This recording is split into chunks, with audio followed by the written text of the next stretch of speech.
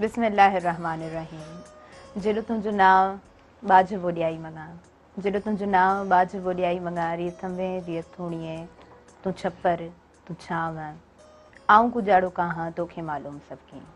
अस्सलामु अलैकुम व्यूवर्स, आऊं आवां जी मेज़बान ताहिरा जो प्रोग्राम आवां जो पंहिंजो सुबुह में राण ऐं साण खणी मौजूदु आहियां।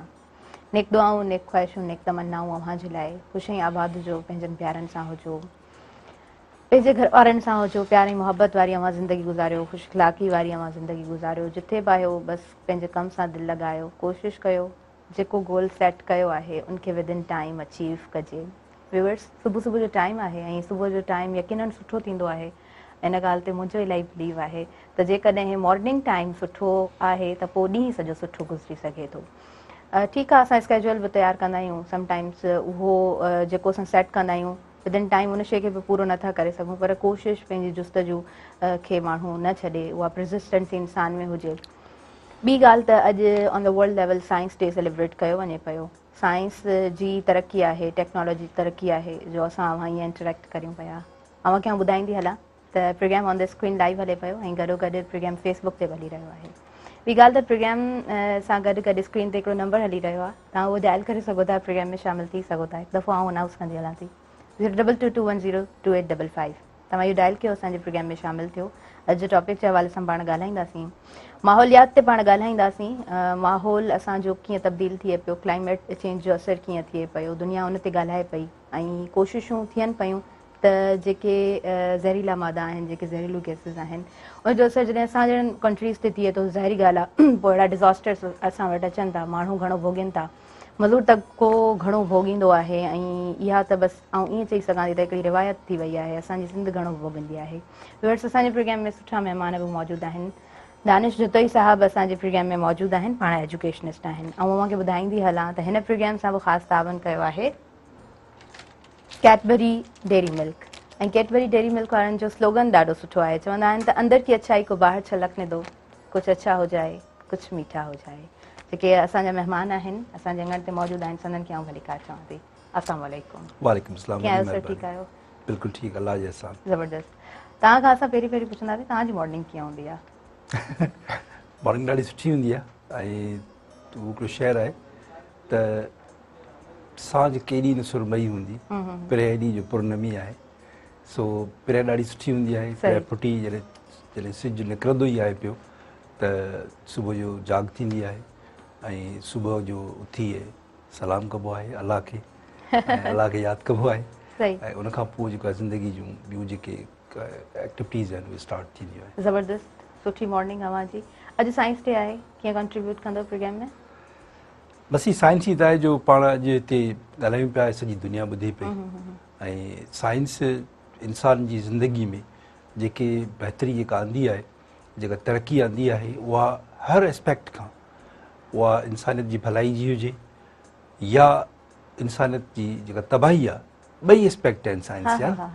त अॼु जेकर इंसान 100 साल जी ज़िंदगी जीए पियो, 100 साल खां प्लस ज़िंदगी जीए पियो, त उनमें बि साइंस जो कमाल आहे।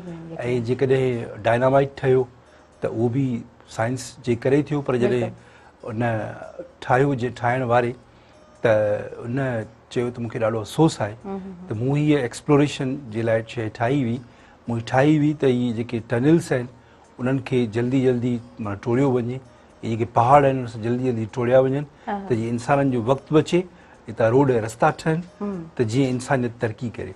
पर इंसान जो ज़हन त तख़लीक़ी बि आहे ऐं तक़रीबी बि आहे, त उनखे उन तरीक़े सां कयो। साइंस अॼु चवे पई तव्हांखे ईंदड़ थोरे अरसे में मरीख़ ते वठी हलिबो, उते हली तव्हांजी ज़िंदगी गुज़ारबी, उते घर ठहंदा, उते सभु। उनखां अलावा मरीख़ खां अॻिते बि एक्सप्लोरेशन थिए पई त ॿिया कहिड़ा लिवेबल प्लैनेट्स आहिनि जिन ते इंसान रही सघे थो। सो इंसान जी जेका हीअ सोच आहे, जेको इंसान जी एक्सप्लोरेशन आहे, उहा ख़बर न आहे त इंसान खे किथे वठी वेंदी, केतिरी तरक़ी थींदी। अॼु जो इंसान जंहिं पोज़ीशन में, जंहिं जाइ ते बीठो आहे, 40 साल पहिरीं जेकॾहिं माण्हू सोचे हा त इहो मुमकिन ई कोन हो त हिकिड़ो माण्हू हिकिड़ी जाइ ते ॻाल्हाईंदो आहे, उनखे सॼी दुनिया उन रियल टाइम में उहा ॾिसंदी। उनखां अलावा इहो बि कॉस्मोस थ्योरी में आहे त इंसान जेको आहे सो अलाए केतिरियूं कहकशाऊं क्रॉस करे अलाए किथे वञी पहुचंदो। हा इंसान जेको आहे हींअर जीअं होलोग्राफिक हिकिड़ो कॉन्सेप्ट आहे त तव्हां हितां होलोग्राफिक जे ज़रिए तव्हां हिते ॻाल्हायो पिया, साॻी टाइम में वरी कंहिं ॿी जाइ ते तव्हां कंहिं मीटिंग में हुते बिल्कुलु एज़ इट इज़ तव्हां वेठा आहियो, फील लाइक अ ह्यूमन। इंसान उॾामण जो जा ख्वाब सोच ॾिठा हुआ, इंसान हींअर उॾामे पियो। इंसान हिकिड़ी जाइ खां ॿी जाइ ते ॾाढो रियल टाइम में पहुचे पियो। हज़ारे मेलनि जो जेको सफ़र आहे उहो इंसान करे पियो, सो इहा सभु साइंस आहे। सो साइंस खे सलाम आहे। हा बिल्कुलु। अच्छा, साइंस लैटिन वर्ड साइंशिया मां निकितल आहे, जंहिंजी माना आहे नॉलेज। पर नॉलेज छा जी, सम्झ छा जी, जेको एक्सपीरियंस ऐं ऑब्ज़र्वेशन जे तहत असांखे इल्मु मिले थो उनखे असां साइंस चऊं था। ऐं इहा ई ॻाल्हि आहे त साइंस तरक़ी कई आहे तॾहिं ई असां वायरलेस जेके बि शयूं यूज़ करियूं था, इहा टेक्नोलॉजी ऐं साइंस जी तरक़ी आहे। थोरो माहौलियात ते बि पाण ॻाल्हाईंदासीं।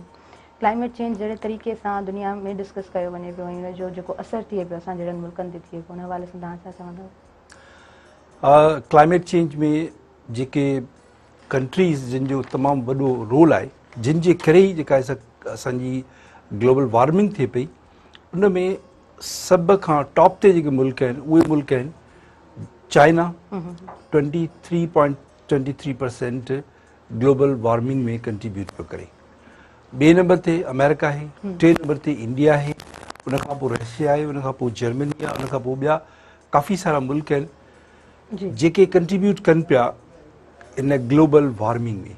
ठीकु आहे, हाणे इहा ग्लोबल वार्मिंग थिए छो पई त जेके फॉसिल फ्यूल्स आहिनि उन्हनि खे जॾहिं बर्न कजे थो for the purpose of industrial जेको डेवलपमेंट, चीप शयूं थोरनि पैसनि में सस्तियूं शयूं ठाहिणियूं आहिनि, उनजे लाइ उहे अहिड़ा तरीक़ा इस्तेमालु कनि था, कोल ॿारनि था, तेल ॿारनि था, उनखां अलावा ॿियूं अहिड़े क़िस्म जूं प्लास्टिक ॿारनि था, जंहिंजे करे उन्हनि खे सस्ती प्रोडक्शन मिले थी।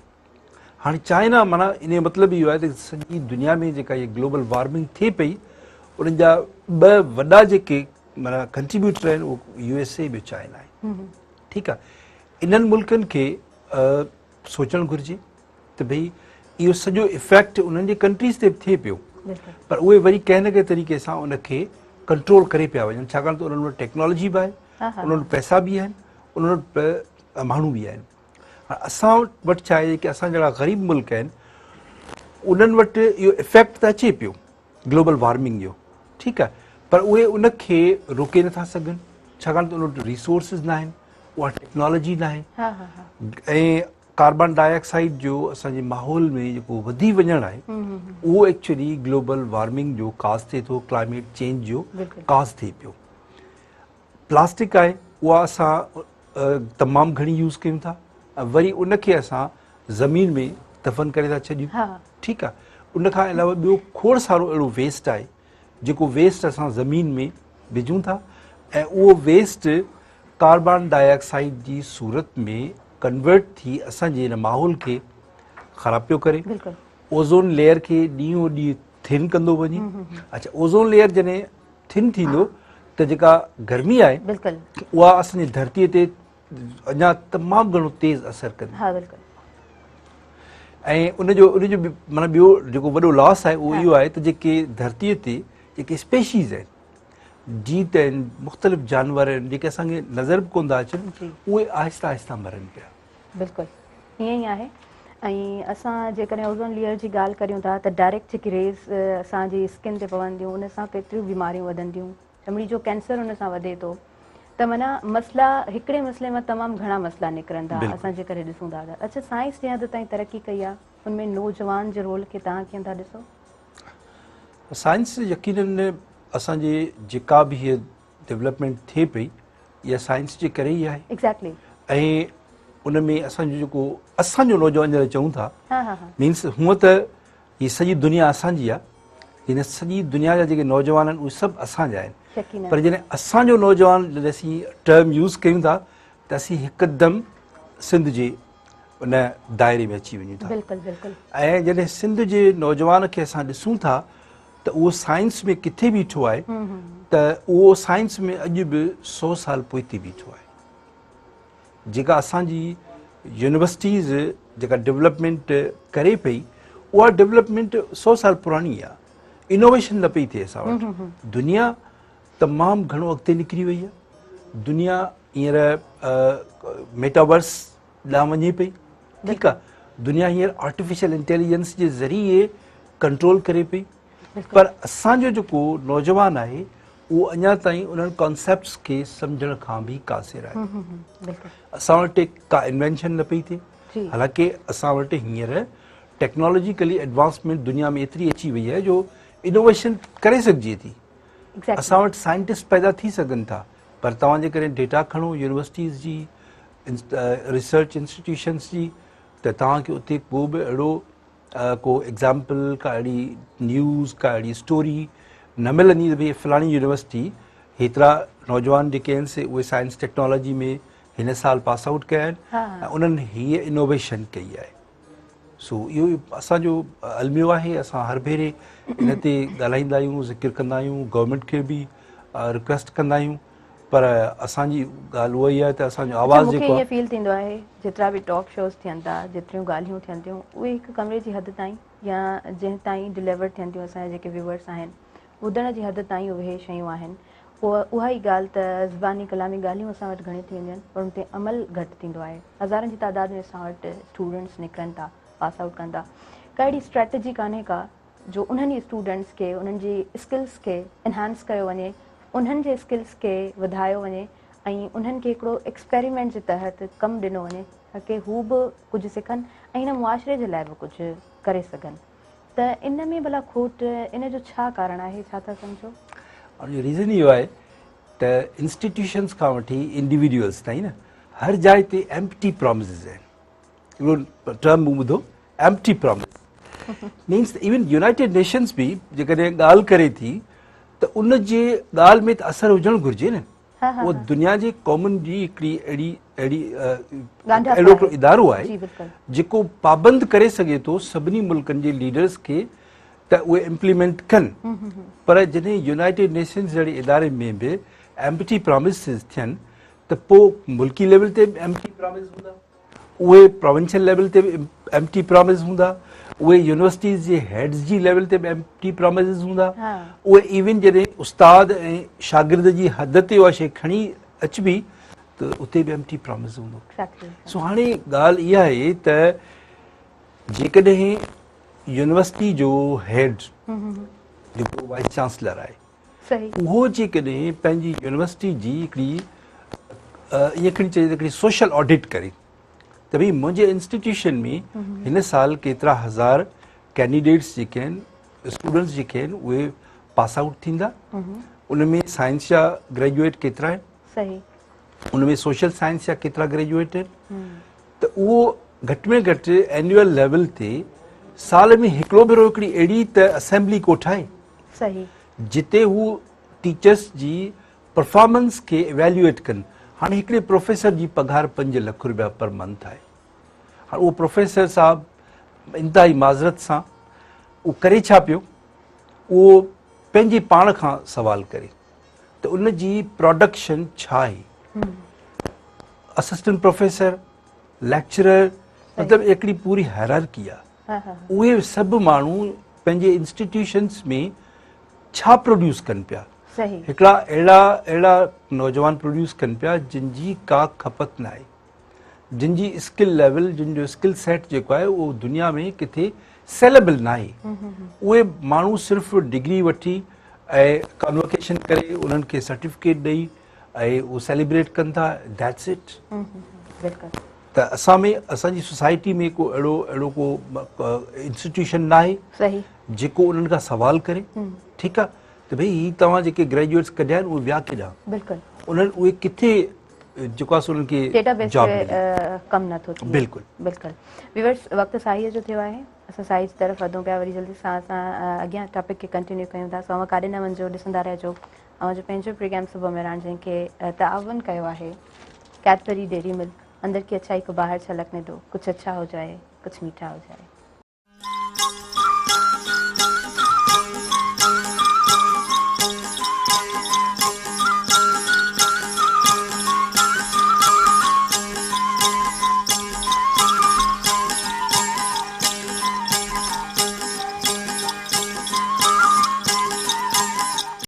वेलकम बैक नाज़रीन। सभिनी ॾिसंदड़नि खे हिकु दफ़ो ॿीहर भली कार चवां थी। ऐं अॼु पंहिंजे प्रोग्राम सुबुह मेरहान में असांजो प्रोग्राम सभिनीनि खे वेलकम चवंदो आहे। इन जे लाइ स्क्रीन ते नंबर हली रहियो हूंदो आहे, तव्हां उहो डायल करे सघो था, असांजे प्रोग्राम में शामिलु थी सघो था। अव्हांजे पसंदीदा प्रोग्राम खे ख़ासि स्पॉन्सर कयो आहे कैडबरी डेयरी मिल्क। ऐं स्लोगन ॾाढो सुठो आहे, अंदर की अच्छाई को ॿाहिरि छलकने दो, कुझु अच्छा हो जाए कुझु मीठा हो जाए। अगरि मिठो कुझु खाइजे थो त कोशिशि कजे त ज़िंदगी में कुझु मिठाण हुजे, सुठो ॻाल्हाइजे बि, कोशिशि कजे त असांजा 2-4 लफ़्ज़ मथां कंहिंजी दिलि ते असरु कनि ऐं का सुठी ॻाल्हि को इंसानु पंहिंजे अमल में आणे। छो त ॻाल्हियूं वॾियूं वॾियूं ऐं कम ओड़े तरीक़े सां असां ॾिसंदा न आहियूं। ऐं खोड़ सारा असां प्रोजेक्ट्स असांजे पाकिस्तान में थींदा आहिनि, गवर्नमेंट जे तरफ़ खां हुजनि, NGO जे तरफ़ खां हुजनि, माहौलियाती तब्दीली जे हवाले सां, माहौल जे सुधारे जे लाइ, ग्रीन पाकिस्तान असांजो हुजे, साफ़ पाकिस्तान असांजो हुजे, केतिरा ई प्रोजेक्ट्स ॾिसंदा आहियूं, एतिरा वण ॾिसंदा आहियूं लॻंदा आहिनि, पर उनजी सार संभाल न थींदी आहे।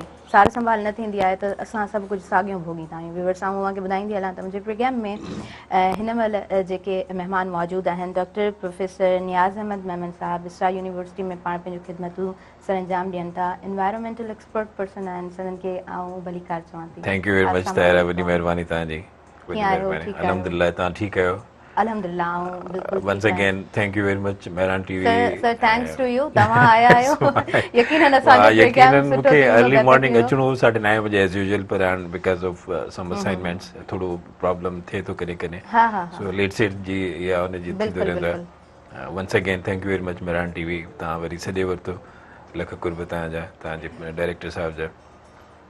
ऐं अॼोके हवाले सां जेको आउं आयुसि त अॻे ई साईं हिकिड़ी ख़ूबसूरत शख़्सियत तव्हां वटि मौजूदु हुई, सो दानिश खे ॿुधो पियो मूं ॿाहिरि हुते, ऐं असांजी इहो ई सिलसिलो हो जेको अॼोको टारगेट आहे असांजे टॉक जो, theme of the day and talk of the day, उहा असांजी आहे। इन खे असां बेसिकली जेको इहा समिट थी हुई हींअर इजिप्ट में, इहा लास्ट ईयर हर साल इहा कॉन्फ्रेंस थींदी आहे, ऐं कुझु कॉन्फ्रेंसिस में मुंहिंजी शमूलियत रही आहे इंटरनेशनल। सही सही। ऐं इहो बेसिकली यूनाइटेड नेशंस जेके बैन अल-अक़वामी असांजा इदारा आहिनि जेके इन ते कमु कनि था, माहौलियात ते, क्लाइमेट चेंज ते, हीअ आहे सॼो क्लाइमेट, हिन वक़्तु पूरी दुनिया में क्लाइमेट एमरजेंसी डिक्लेयर थी चुकी आहे।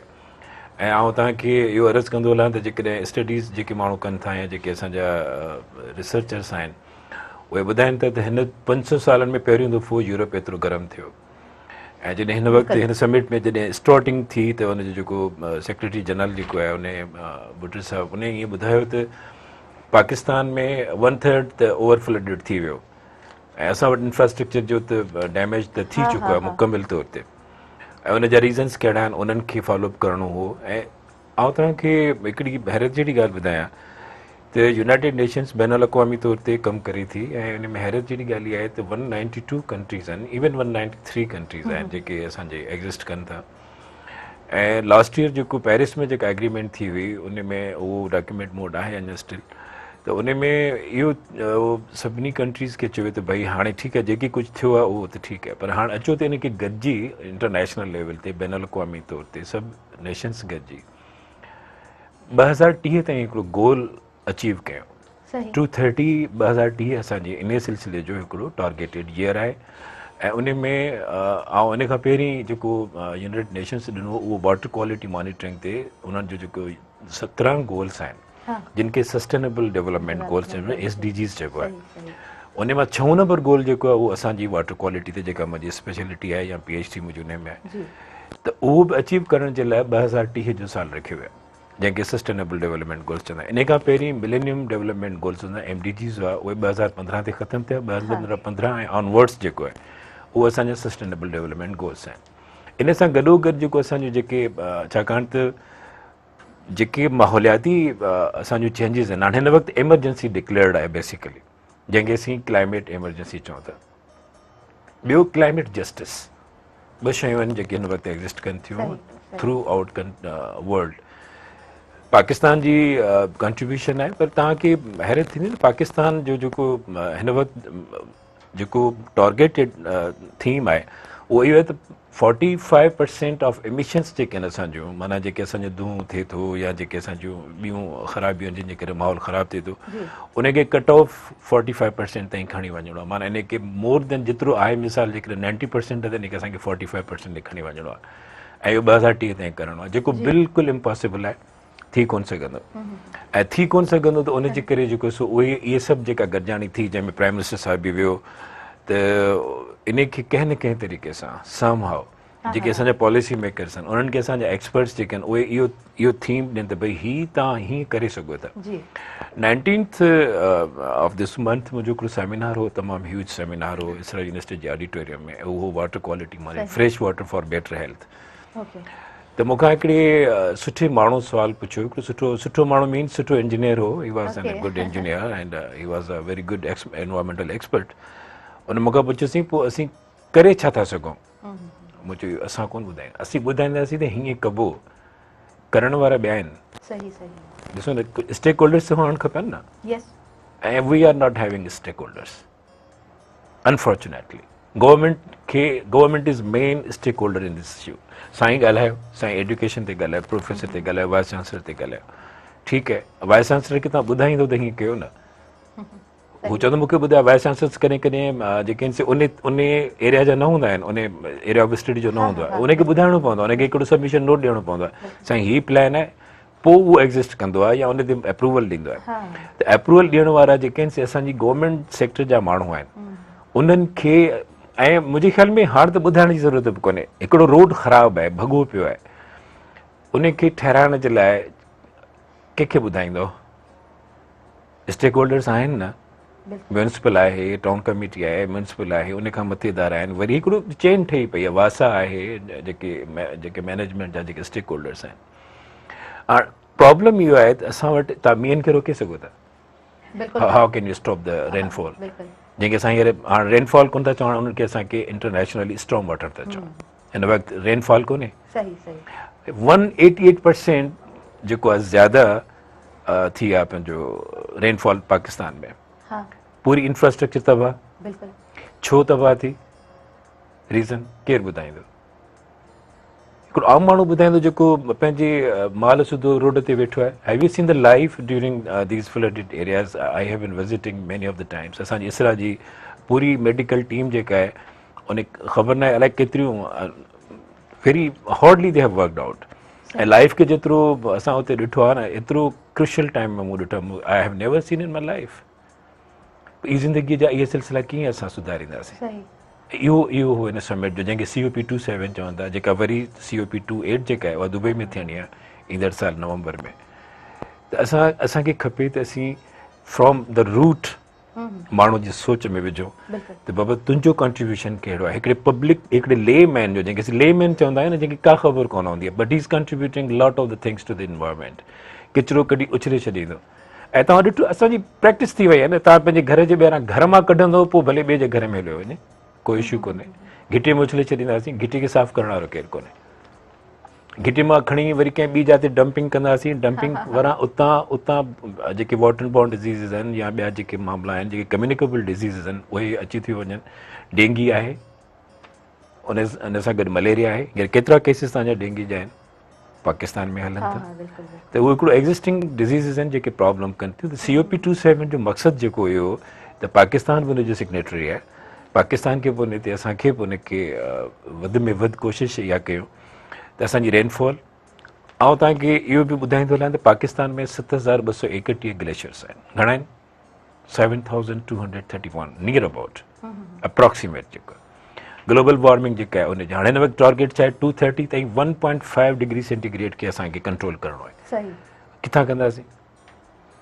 1.5 डिग्री सेंटीग्रेड असांखे 2010 जे मुक़ाबले में 2030 ताईं 1.5 डिग्री सेंटीग्रेड हाणे गर्मी जो असां वरी असांजी पंहिंजी अप्रोच आहे न मुस्लमान बाबा अलाह साईं गर्मी कई आहे अलाह साईं गर्मी त कई आहे बिल्कुलु कई आहे पर उन में तव्हां बि कुझु न कुझु कंट्रीब्यूट त कयो आहे न उहो असांजी कंट्रीब्यूशन जेका आहिनि उहा कंट्रोल थियणु खपे इंटरनेशनल जेके रिपोर्ट्स आहिनि ॿुधाइनि थियूं कुझु अहिड़ी तरीक़े सां त जेके महीननि जूं बरसातूं आहिनि ॾींहंनि में तब्दील थियनि थियूं सालनि जूं बरसातूं महीननि में तब्दील थियनि थियूं भला उन शइ ते त कंट्रोल कोन्हे को असांजो इंफ्रास्ट्रक्चर कीअं बहितर हिकिड़ो रेनफॉल जो ॾिसो न मींहुं बरसाति पवे कीअं थी ऐं माण्हू खे ख़बर आहे साईं पढ़ायो हूंदो साईं जो पंहिंजो हिकिड़ो इंस्टीट्यूट आहे बहितरीनु इंस्टीट्यूट साईं जो साईं is a very nice professor उन सां दोस्त तमामु सुठो आहे ऐं नालो दानिश अथसि दानिश तव्हां सम्झो था त माना सियाणो माण्हू सियाणो बि ॾाढो आहे ऐं ॾिसो न मींहुं पवे कीअं थो साईं ज़रूरु पढ़ायो उनखे असीं हाइड्रोलॉजिकल साइकिल चवंदा आहियूं या वाटर साइकिल चवंदा आहियूं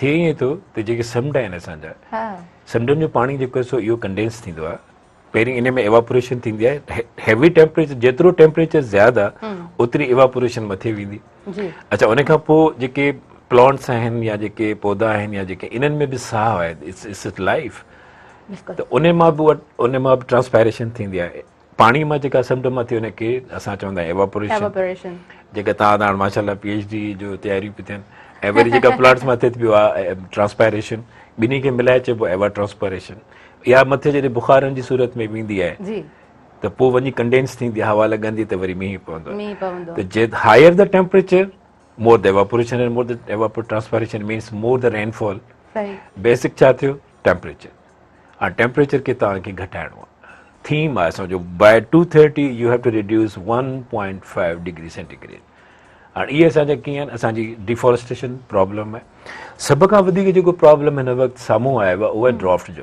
ॾुकार जो तव्हांजी सॉइल जी जेका ज़मीन जी पोज़ीशन एतिरी सुठी कोन्हे जो तव्हांखे हाणे यील्ड ॾेई सघे छाकाणि त डैमेज थी चुकी आहे नाइट्रोजनस एटम्स हुन में इंक्लूड थी चुका आहिनि एतिरो सारो फ्लडिंग थी आहे तव्हांजी ज़मीन जो जेका जंहिंखे असीं सॉइल पोल्यूशन था चऊं उन खां पोइ असांजी ज़मीन जी जेका यील्डिंग पोज़ीशन आहे उहा तमामु घटि आहे जंहिंजे करे असांजी एग्रीकल्चर प्रॉब्लमेटिक आहे समिट जेका COP27 जेका आहे उहा एड्रेस करे थी एग्रीकल्चर खे तव्हांजी एग्रीकल्चर जी यील्ड कीअं वधंदी उन में त असां कंट्रीब्यूट करे सघूं था न ठीकु आहे एसी ताईं जेकी कुझु थियो आहे पर असां we have done nothing yet अॼु ॾींहं ताईं असां एॾो को सुठो क़दम कोन खयो आहे छाकाणि मुंहिंजो त EPA सां बि तयारु कयो आहे एनवायरमेंटल प्रोटेक्शन एजेंसी सां त तव्हां ॾिसो न इन्हनि सभिनी शयुनि ते असां कीअं कंट्रोल कंदासीं जॾहिं कुझु पॉलिसी ठाहींदासीं त ठहंदी न वेयर इज़ द पॉलिसी किथे आहे पॉलिसी पाकिस्तान गवर्नमेंट जी मूंखे तव्हां ॿुधायो असीं पाण में वेठा आहियूं हिकिड़ो as I am just a layman I am not an environmentalist उन हैसियत में नथो ॻाल्हायां पर जेकॾहिं मुंहिंजो भाउ उहो एनवायरमेंट पढ़ियलु कोन्हे उहो त मूंखां पुछंदो न दादा छा भला तव्हां पढ़ो पिया एॾा प्रोफेसर आहियो एॾा वॾा दिमाग़ तव्हांजा खोपड़ियूं तव्हांजी एॾियूं वॾियूं आहिनि कयो छा पिया छा ॿुधायो अथव तव्हां उन्हनि खे तव्हां त प्लान ठाहे हिकु डॉक्यूमेंट ठाहे तव्हां मां साईं वेठो आहे वसीम साहब वसीम खे ख़बर आहे त कैमरा में फोकस कीअं कबो जेकॾहिं आउं वञी वसीम जी जाते वेंदुसि त हुनजी कैमरा जो फोकस बि ख़राबु थींदो कैमरा बि ख़राबु थींदी पर नतीजो छा थींदो तव्हांजो पूरो प्रोग्राम ख़राबु थींदो ईअं आहे न त राइट प्लेस राइट पर्सन सही जॻह इहो इनजस्टिस आहे इनजस्टिस इहो कोन्हे त तव्हां कंहिंखे मार कढो बिल्कुलु इन शइ जो फुक़दान असां वटि आहे सही माण्हू सही जॻह ते असांजे हिन सोसाइटी में अफ़सोस सां चवणो थो पए त हूंदो न आहे व्यूअर्स असां वधीक कंटिन्यू कयूं था प्रोग्राम खे वक़्तु साईअ जो थी वियो आहे हिन प्रोग्राम सां ख़ासि तावन कयो आहे कैडबरी डेयरी मिल्क अंदर की अच्छाई को बाहर छलकने दो कुछ अच्छा हो जाए कुछ मीठा हो जाए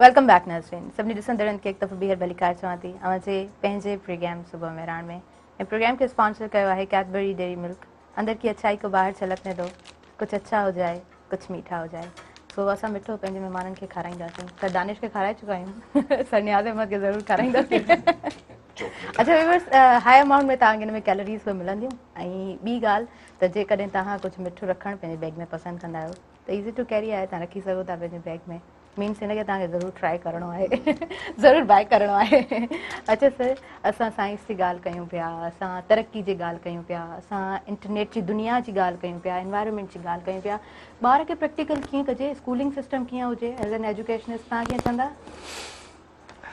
डॉक्टर साहब ॾाढियूं सुठियूं ॻाल्हियूं ॿुधायूं एनवायरमेंट जे हवाले सां ऐं थोरो पई उनखे एडिशन कयां पोइ वरी अॻिते स्कूलिंग ते अचूं था इंडिया में जेको वेस्ट आहे उन वेस्ट खे चवनि था त इहो गोल्ड वेस्ट आहे हा उहो यूज़ कनि था उनखे कन्वर्ट कनि था एनर्जी में दुनिया जे मुख़्तलिफ़ मुल्कनि में जेको बि वेस्ट गॾु थिए थो उन वेस्ट खे मुख़्तलिफ़ तरीक़नि सां रिसाइकिल कजे थो प्लास्टिक अलॻि कनि था शीशो अलॻि कनि था लोहो अलॻि कनि था मुख़्तलिफ़ शयूं अलॻि करे उन्हनि खे वरी रीयूज़ कनि था ठीकु आहे सो असांखे इन तरफ़ बि ज़रूरु सोचणु घुरिजे doctor Sahib in policy makers ji list में शामिल आहिनि सो डॉक्टर साहब खे एडवाइस ज़रूरु करणु घुरिजे गवर्नमेंट खे अहिड़े क़िस्म जा मेयर्स वठनि। हाणे ॻाल्हि आई त स्कूलिंग कीअं हुजे, एजुकेशन कीअं हुजे। ऐं मतिलबु को एॾो एक्सपर्ट न आहियां, इन को मुंहिंजो को एॾो तजुर्बो आहे। हिकिड़ी एफर्ट आहे, मां पंहिंजे तरीक़े सां जेको सॼी दुनिया में घुमियो, जेको ॾिठो, जेको एजुकेशनल इंस्टीट्यूशन्स में आउं वियुसि, उहे यूरोप जा हुजनि, अमेरिका जा हुजनि, इंग्लैंड हुजे या ॿिया कंट्रीज़ जेके आहिनि, त उन्हनि में मूं जेको ऑब्ज़र्व कयो त उन्हनि जा स्कूल्स कीअं आहिनि, उन्हनि जा कॉलेजिस कीअं आहिनि, उन्हनि जा ॿिया यूनिवर्सिटी ऐं डिग्री अवॉर्डिंग इंस्टीट्यूशन्स कीअं आहिनि, त उन्हनि में वञण खां पोइ मूं जेका लर्निंग उते हासिलु कई त असां पंहिंजे पर्सपेक्टिव में पंहिंजे इंस्टीट्यूशन्स खे कीअं बहितर करे सघूं था। हिकिड़ो उन्हनि जो स्लोगन हो त थिंक ग्लोबली एक्ट लोकली।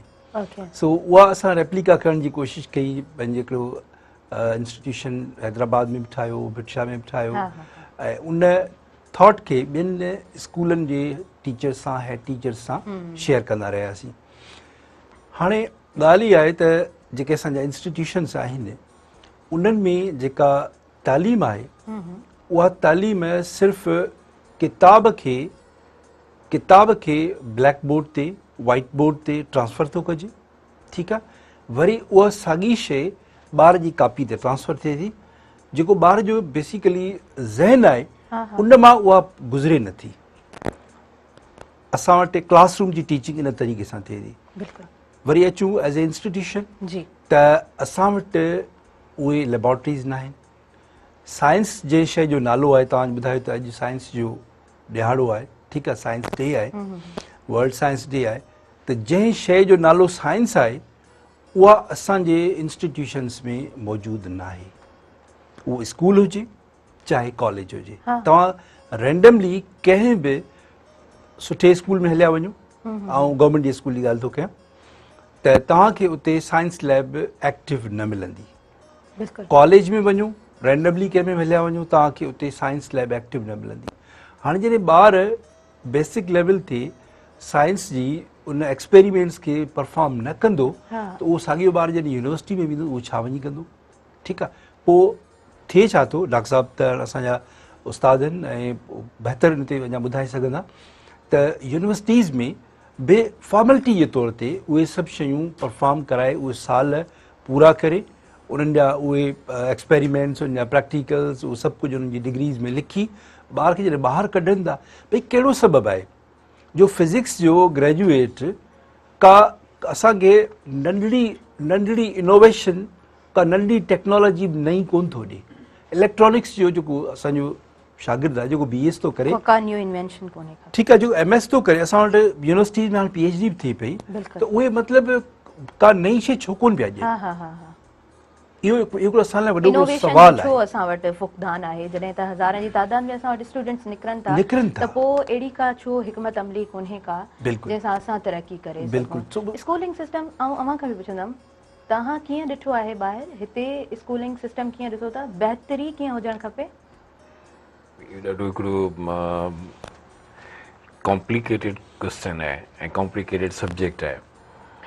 आउं जंहिं स्कूल में पढ़ियुसि उन वक़्त में साइंस जो असांखे को कंसेप्ट ई कोन हो, but at this time we understand what is science. ऐं जंहिं स्कूल में पढ़ियुसि उन स्कूल में उहो जेका पटी हूंदी हुई, पटी हूंदी हुई, उन ते साईं अलफ बे ते लिखी ॾींदो हो, but I am proud of those teachers, but at this time I cannot say like that. I am proud of my teachers, still I can say. उहे टीचर्स उन्हनि में इहो ज़हन में हूंदो त मूंखे कुझु सेखारिणो आहे। This is a difference. Priority हुई हुनजी, हू पंहिंजी ज़ात विसारे छॾींदो हो, हू सिर्फ़ु इन जे लाइ कंदो। My father was a very great teacher. मुंहिंजे बाबा सां हिकिड़ो ख़ूबसूरत इंसानु हो, ख़ूबसूरत टीचर हो, पर उहो मूंखे यादि आहे त असांखे प्रायोरिटी घटि मिलंदी, ॿियनि स्कूल जे बचनि खे वधीक प्रायोरिटी मिलंदी। उन्हनि खे राति जो गोला पेट्रोमैक्स ॿारे पढ़ायो वेंदो हो। Where is that practice now? सही, बिल्कुल सवाल है तो तव्हांजी साइंटिफिक अप्रोच के पोइ था ॾिसूं। I need the mental approach of a teacher. सही। Is it existing? No, absolutely not. Somehow किथे को 10%, 10%, 20% हूंदो। कहिड़ो फ़र्क़ु आहे जेको उन वक़्त जा पढ़ियल माण्हू अॼु ॾींहं ताईं बि एग्ज़िस्ट कनि था, सुठो एग्ज़िस्ट कनि था। कहिड़ो फ़र्क़ु आहे जो असीं हींअर 4-4-5 साल इवन असांखे ऑडियो विजुअल सभु सिस्टम्स आहिनि, हर शइ अवेलेबल आहे, but the fact is that the teacher is not functioning like that older teachers were there. उहे नथा कनि, उहे टीचर्स जेके हूंदा उहे कमु कंदा, हाणे नथा कनि। रीज़न इहो आहे materialistic approach. Yes of course materialistic approach. We need much more salary, we need much more facilities. उन्हनि खे न पघार जी पग हूंदी, न उन्हनि खे फैसिलिटीज़ जी हुन हूंदी, उहे त पंहिंजे घरां पैसा भरे बचनि खे, ॿियनि जे बचनि खे पढ़ाईंदा हुआ। दिस वॉज द ह्यूमैनिटी जेका असां लैक कयूं था। भले कंहिंखे हाणे ॾिसो, मां माफ़ु कजो, काफ़ी सारनि माण्हुनि खे चिड़ लॻंदी, हुनजे करे हिकिड़ो नंढिड़ो शहर ॿुधाईंदो हलां त पोइ हुननि जी शइ चए थो गुलाब लहजो हुअणु खपे, ख़िज़ां की रुत में गुलाब लहजा कमाल ये है, बना के रखना कमाल ये है। बना के रखना। ख़िज़ां की रुत में गुलाब लहजा बना के रखना कमाल ये है, हवा की जिद पे दिया जलाना जला के रखना कमाल ये है। वाह वाह, कमाल। we need this कमाल, we need this कमाल। स्कूलिंग में we need this कमाल, एजुकेशन में we need this कमाल। सही। जरा सी लफ्ज़िश पे लोग तोड़ देते हैं ताल्लुक सारे, सो ऐसे वैसों से बना के रखना कमाल ये है। सही। So if you are facing some problem, don't worry, go ahead with the top of the mind कि I have to teach my students। सही सही सही सही, सब कुछ सही थी वेंदो। पोइ उन जे लाइ तव्हां खां हिकिड़ो सुवाल पुछां त तव्हां प्रोग्राम्स कया आहिनि, तव्हां असां सभिनी खां सुवाल पुछां थो, ताहिर खां था सुवाल पुछूं त तव्हांजो हेॾो सारो एक्सपीरियंस आहे तव्हांजो, मूंखे ॿुधायो इन शइ जी लैकिंग आहे या कोन्हे? कहिड़ी शइ जी लैकिंग? सोच। बिल्कुलु आहे, बिल्कुलु आहे।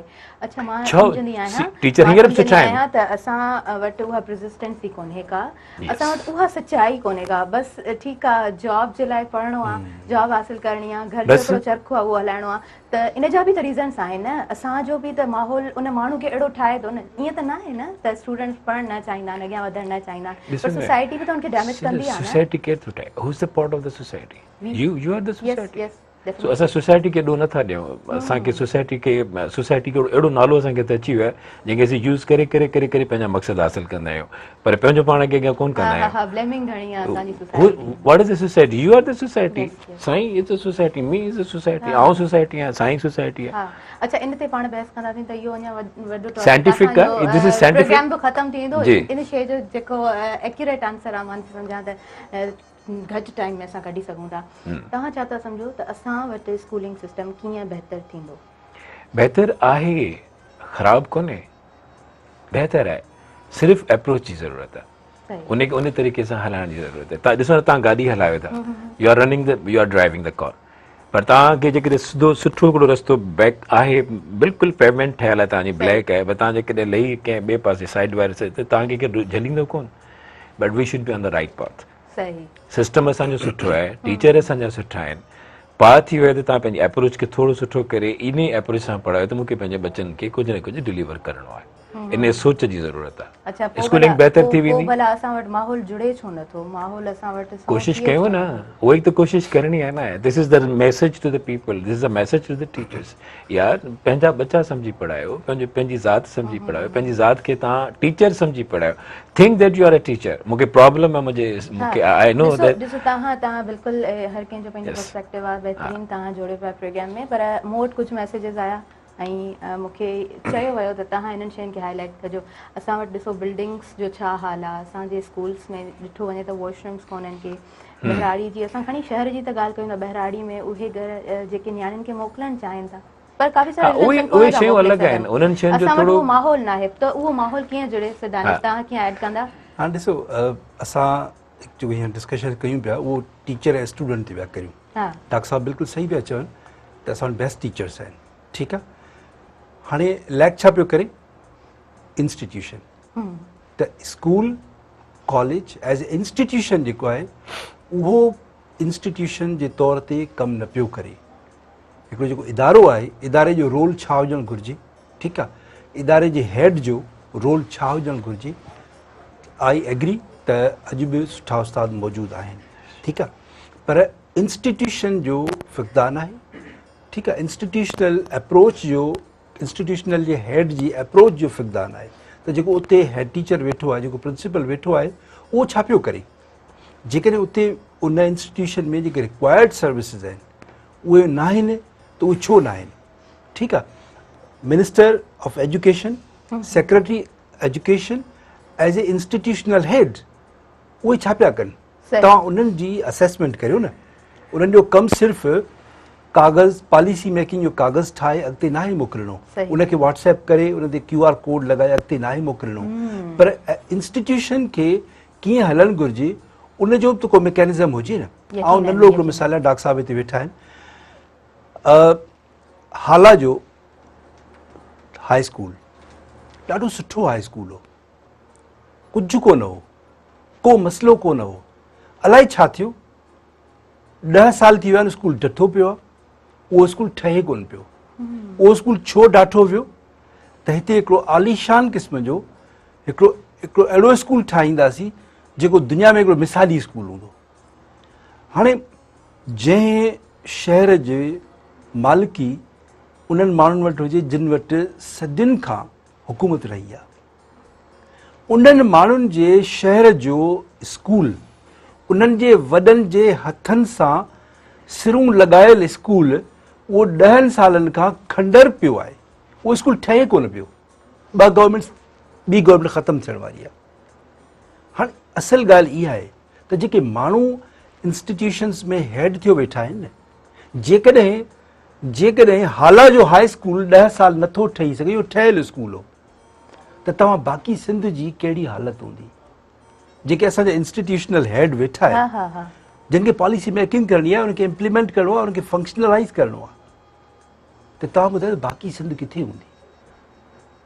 सही, असांजी इहा बेसिकली असांखे इंस्टीट्यूशन्स खे बहितर करिणो आहे। Individuals are okay. उस्ताद खे अॼु बि थोरी हुनखे गर्मी ॾिबी न, उहो तयारु थी वेंदो। सही सही था चओ, उहो क्लास में जी बीहंदो। लाइव कॉलर उन्हनि खे असां शामिल करियूं। हेलो, अस्सलाम वालेकुम। वालेकुम सलाम। ऐं तव्हांखे भलीकार चवां थी, पंहिंजो नालो ॿुधायो, किथां ॻाल्हायो पिया? अभी आरिफ जान मीरपुर मटियारी खां। जी, छा चवणु चाहींदव आरिफ? अभी जो को प्रोफेसर साहब खां तमाम प्रोग्राम जो एंजॉय पिया करियूं, पर इन्हनि खां कुझु असांजा सवाल आहे त उहे पुछूंदा। हा हा, बिल्कुलु पुछो, बिल्कुलु।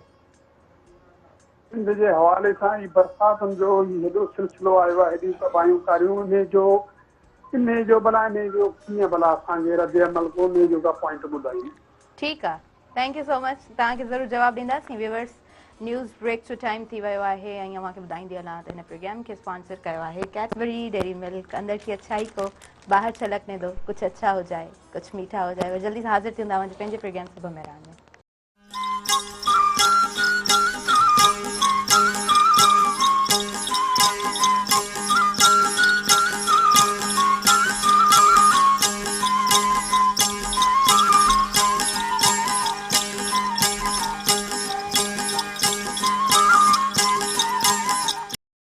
वेलकम बैक नाज़रीन। सभिनी ॾिसंदड़नि खे हिकु दफ़ो ॿीहर दिलि जे गहराइनि सां ऐं भलीकार चवां थी सुबुह में राण जे हिन अङण ते। असां चाहींदा आहियूं त असांजो अङण ख़ूबसूरत करे तव्हांजे अङणनि ते असां सजाए सघूं। ऐं हिन प्रोग्राम सां ख़ासि ताउन कयो आहे कैडबरी डेयरी मिल्क। अंदर की अच्छाई को बाहर छलकने दो, कुझु अच्छा हो जाए, कुझु मीठा हो जाए। त न्याज़ अहमद मेमन खां पुछंदसि, हाला तव्हांजो शहर आहे, माना घर में वेही करे महिमान चवे त हाला जे स्कूल जो ही हाल आहे, त उते तव्हां छा कंट्रीब्यूट कंदा?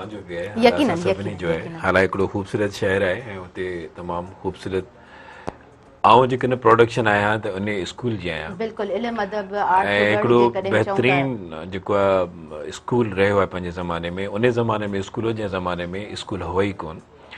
ऐं अलाह साईं जन्नत में जॻह ॾे साईं मख़दूम ग़ुलाम हैदर सिद्दीकी साहिब खे जंहिं इहो स्कूल ठाहियो, जंहिंजे नाले सां MG गवर्नमेंट हाई स्कूल मख़दूम ग़ुलाम हैदर हाई स्कूल हाला, हिकिड़ो बहितरीनु स्कूल हो। हा बिल्कुलु आहे, एग्ज़िस्ट करे पियो, पर जेको जंहिं तरीक़े सां ॻाल्हि थिए त उनखे उन तरीक़े सां, छाकाणि उन ज़माने में जी ॻाल्हि बि कजे, पोएं ज़माने जी, ऐं उनखे तमामु उनखे जेके हेड मिलिया साईं ग़ुलाम रज़ा भुट्टो साहिबु जहिड़ो माण्हू हो जेको हेड मास्टर हो। ॿिया असांजा काफ़ी सारा हाला जा सुठा सुठा नाला आहिनि जिन इन स्कूल खे हेड कयो।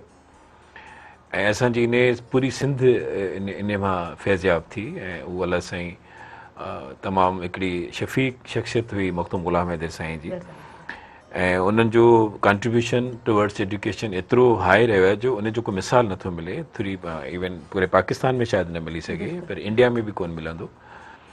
रही ॻाल्हि त इहो स्कूल एग्ज़िस्ट कंदो रहियो, असां हुन में पढ़ियासीं, मुंहिंजे ख़्याल में दानिश बि शायदि आयो हुजे पढ़ण जे लाइ हुते, मूंखे मैट्रिक उतां ॾिनी हूंदो ज़रूरु, छाकाणि त बिरशा में साईं जो तहलक आहे पर बिरशा में शायदि हुन वक़्त में सहूलियत कोन हुई ऐं असां हुतां मैट्रिक कई।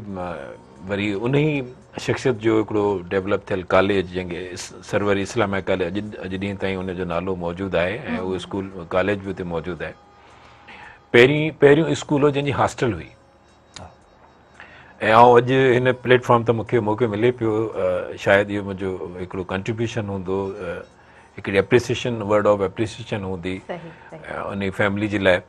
त ॻाल्हि कंदा हुआ त जॾहिं साईं ग़ुलाम हैदर साईं मरहूम जेॾीमहिल ईंदा हुआ शाम वारे टाइम में नमाज़ पढ़ी उन त स्टूडेंट्स खे मानी जेका हूंदी हुई, जेका हुन जी मेस हूंदी हुई, उहा साईं जे पारां हूंदी हुई ऐं किरदारु इहो हो त पाण देवबंद जा आलिम हुआ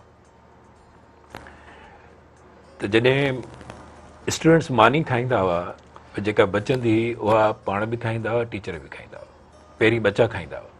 wow, this was the character. बिल्कुलु बिल्कुलु।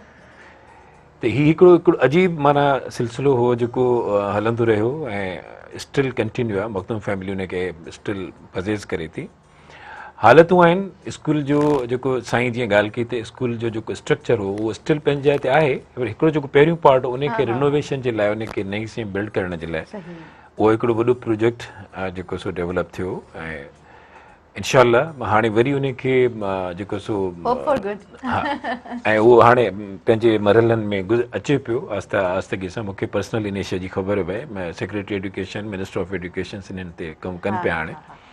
पर चओ त हिकिड़ी जेको प्रोजेक्ट जंहिं तरीक़े सां डिज़ाइन थियो, कंहिं तरीक़े सां, छाकाणि इंटरनेशनल इदारा उन में शामिल आहे, उन्हनि इन जो ज़िमो खयो त असां इहो स्कूल तव्हांखे ठहिराए ॾींदासीं। पोइ मखदूम साहिबान उन में तमामु पंहिंजो किरदारु तमामु घणो अदा कयो। साईं अमीन फ़हीम साईं जिन जी हयाती में बि उन ते वॾो कमु थियो।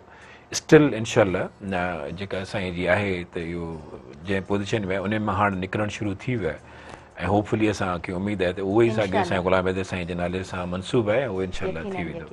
सो हाला जो स्कूल, हाला जी कॉलेज पंहिंजी जाइ ते तमामु हिकिड़ा बहितरीन जेके आहिनि से इंस्टीट्यूट रहिया आहिनि सिंध में। अलाए जे केतिरा माण्हू तव्हांखे मिलंदा जेके जॾहिं किथे किथे मिलंदा आहिनि त उहे चवंदा आहिनि साईं असां हाला हाई स्कूल मां पढ़ी आया। बिल्कुलु, मां इहा ई ॻाल्हि कयां पई त इल्मु अदब ऐं जेकॾहिं असां आर्ट्स जो चऊं त हाला गॾु रहियो आहे ऐं असां यकीनन इहा ई उमेदु रखूं था, बहितरी जी उमेदु असां रखूं था। शयूं आहिनि कॾहिं कॾहिं कुझु शयूं अहिड़ियूं हूंदियूं आहिनि, पर उन वक़्त में छा हो ॾिसो न, मूं तव्हांखे अॻे वरी ॻाल्हि ॿुधाई न त सोचो ई त मुंहिंजा बचा कुझु अगरि पथेटिक सिचुएशन थी वेंदी आहे त उनखे बि त सुधारियो वेंदो आहे। लाइव कॉलर आहिनि, पंजाब मां राजनपुर मां कॉल आहे। हेलो, अस्सलाम वालेकुम। सलाम, क्या हाल है बाजी? ठीक हो? खैरियत? अल्हम्दुलिल्लाह, मैं बिल्कुल ठीक हूँ। आप अपना नाम बताएं। मेरा नाम सजाद हुसैन है, जिला राजनपुर से बात कर रहा हूँ। जी सजाद, मैं आपको वेलकम कहती हूँ। क्या कहना चाहेंगे प्रोग्राम के हवाले से? प्रोग्राम थोड़ा देते बैठे आपसे इख्तिलाफ के हवाले से नाल। सॉरी, मैं समझी नहीं आपकी बात। हुसैन भाई नाल ही मेरे आप प्रोग्राम में शामिल थी और जान दे। ठीक है, थैंक यू सो मच। आप शामिल हो गए प्रोग्राम में। प्रोग्राम लाइव चल रहा है, आप प्रोग्राम में शामिल हो गए। अच्छा, असां जेकॾहिं वरी उहा ई सिचुएशन ॾिसूं, सिनेरियो ॾिसूं, डिज़ास्टर हेॾो सारो ऐं बहिराड़ी जा स्कूल तबाह, इंफ्रास्ट्रक्चर ख़तमु, कीअं क्वेश्चन कंहिं मटियारी मां कंहिं सुवाल पुछियो। जी हाँ, बिल्कुलु बिल्कुलु, तव्हां जो ॿुधाए पियो त असांजी जेको आहे हुन जे लाइ पॉलिसी उनजे उहो जेकॾहिं असांखे ॿुधे पियो त उनखे इहो जवाबु जेको सो हुन जे लाइ जवाबु त ख़ैर हिकिड़ी उनजी सेटिस्फेक्शन जे लाइ, हुनजे इत्मीनान जे लाइ। त इहे जेके असांजी पूरी सिंध में वधि खां वधीक जेकॾहिं अफेक्टेड डिस्ट्रिक्ट थियो त उहो मटियारी डिस्ट्रिक्ट रहियो आहे अनफॉर्चुनेटली। उनजा कई रीज़न्स आहिनि, सबब कई आहिनि, पर हाणे रिस्टोरेशन तरफ़ ॻाल्हि वधणु शुरू थी आहे। इंफ्रास्ट्रक्चर खे वधीक बहितर करण जूं कोशिशूं हलनि पियूं ॿिन्ही पासे खां ऐं जिते जिते पाणी बीठल आहे उतां पाणी निकिरणु शुरू थी वियो आहे, छाकाणि त असां वटि फंडिंग जो बि इशू आहे, ॿिया बि मामलात आहिनि ऐं ओवर क्राउडेड एरियाज़ जेके आहिनि उन्हनि में असांखे प्रॉब्लम डेफिनेटली जेके इदारा आहिनि उन्हनि खे थिए थो मैनेज करण में, असेस करण में। असेसमेंट हिकिड़ो वॾो इशू आहे। त अॼु ॾींहं ताईं तव्हां बिलीव कयो त अॼु ॾींहं ताईं असां पूरी तरीक़े सां असेस बि न करे सघूं त लॉस केतिरो थियो आहे, ऐं पर एतिरो आहे त 330 बिलियन जेको आहे माण्हू जेके आहिनि से अफेक्टेड आहिनि। केतिरो अंदाज़ो त कयो, करोड़नि में माण्हू जेके आहिनि से थिया आहिनि पाकिस्तान में। IDPs जो इशू आहे वॾो, त इनशाला उन ते पॉलिसी मेकिंग जो कमु हले थो ऐं उहो इहे मटियारी डिस्ट्रिक्ट जा जेके आहिनि उन्हनि ते कमु हले पियो ऐं मुंहिंजे ख़्याल में उहो जल्दी इन्हनि खे रिलीफ मिली वेंदो इंशाल्लाह।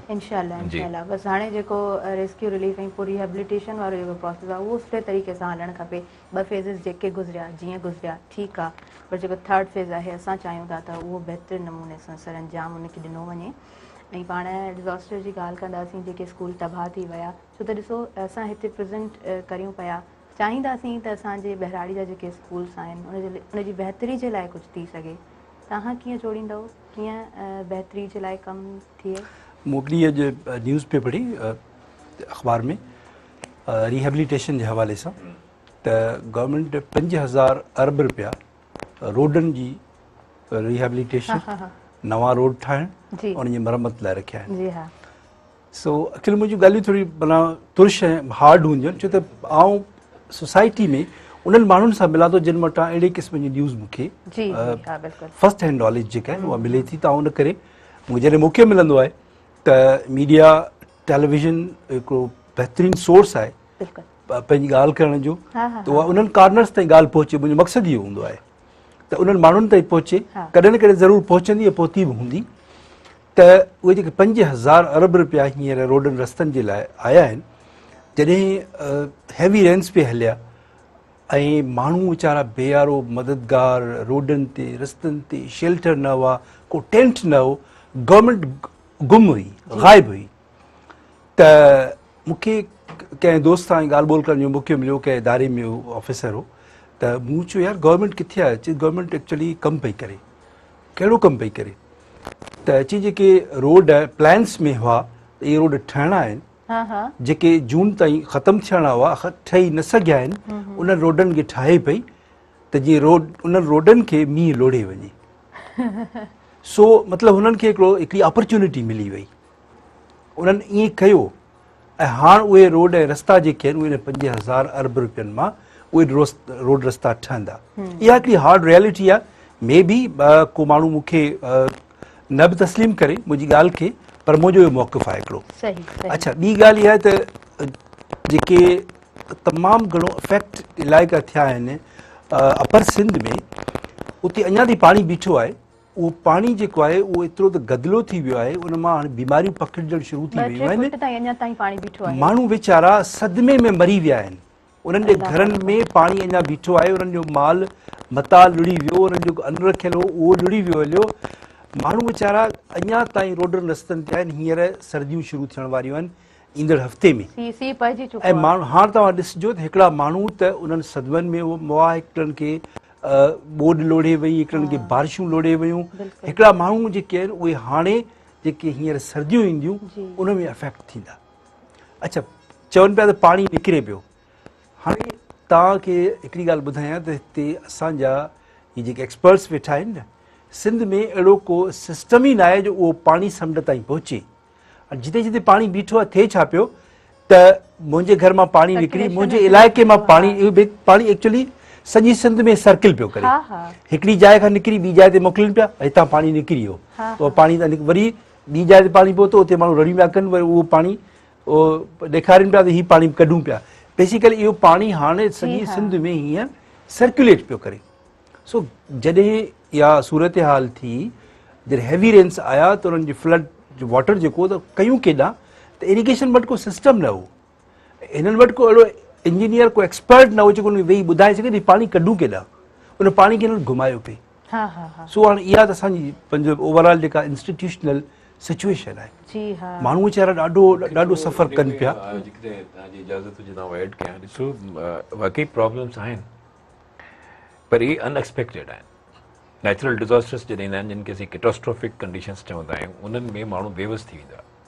पर ही त नेचुरल डिजास्टर बि कोन हुयो। नेचुरल डिजास्टर हो, हेड़ा हेवी रेन्स जिनके इनके ये आसान न समझण खपे। This is very very highly natural disaster, पर असांजे इंफ्रास्ट्रक्चर इहो असांजो कैटास्ट्रोफिक कंडीशंस में अचे थो। इंटरनेशनली इहो हिकिड़ो सिर्फ़ु पाकिस्तान कोन्हे, इंटरनेशनल प्रॉब्लम्स आहिनि। सिर्फ़ु मक़सद इहो आहे पर उन्हनि वटि छा आहे, उन्हनि वटि प्लानिंग आहे, असां वटि प्लानिंग कोन्हे। हा हा बिल्कुलु। ही जेको कुझु असीं कयूं पिया न, पाणी छो पियो सर्किल करे, because of lacking of the planning. असांजी प्लानिंग ई कोन हुई त को असांखे हेतिरा हेवी रेन्स मिलंदा। पर असां वटि एतिरी बि प्लानिंग कोन्हे त असीं पंहिंजो जेको आम जेको असांजो वेस्ट वाटर या ड्रेनेज सिस्टम असीं उनखे मेंटेन करे सघूं। उहो ई पाणी असांजे शहर मां निकिरी शहर जी किथे कंहिं ॿाहिरि कंहिं घिटी कंहिं वॾे कंहिं तलाउ में बीठो हूंदो, त प्लानिंग कोन्हे न।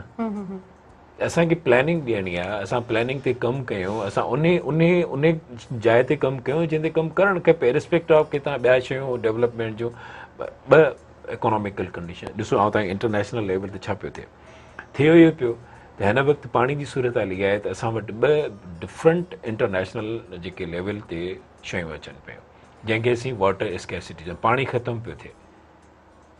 वाटर स्कैसिटी इन मिलेनियम गोल्स जो वॾे में वॾो हिसो आहे। यूनाइटेड नेशंस लाइव कॉलर आहिनि, पाण उन्हनि खे शामिल करे वठूं। बलूचिस्तान का कॉलर आहिनि। हेलो, अस्सलाम वालेकुम। वालेकुम सलाम। अस्सलाम वालेकुम। जी वालेकुम अस्सलाम। मैं आपको वेलकम कहती हूँ।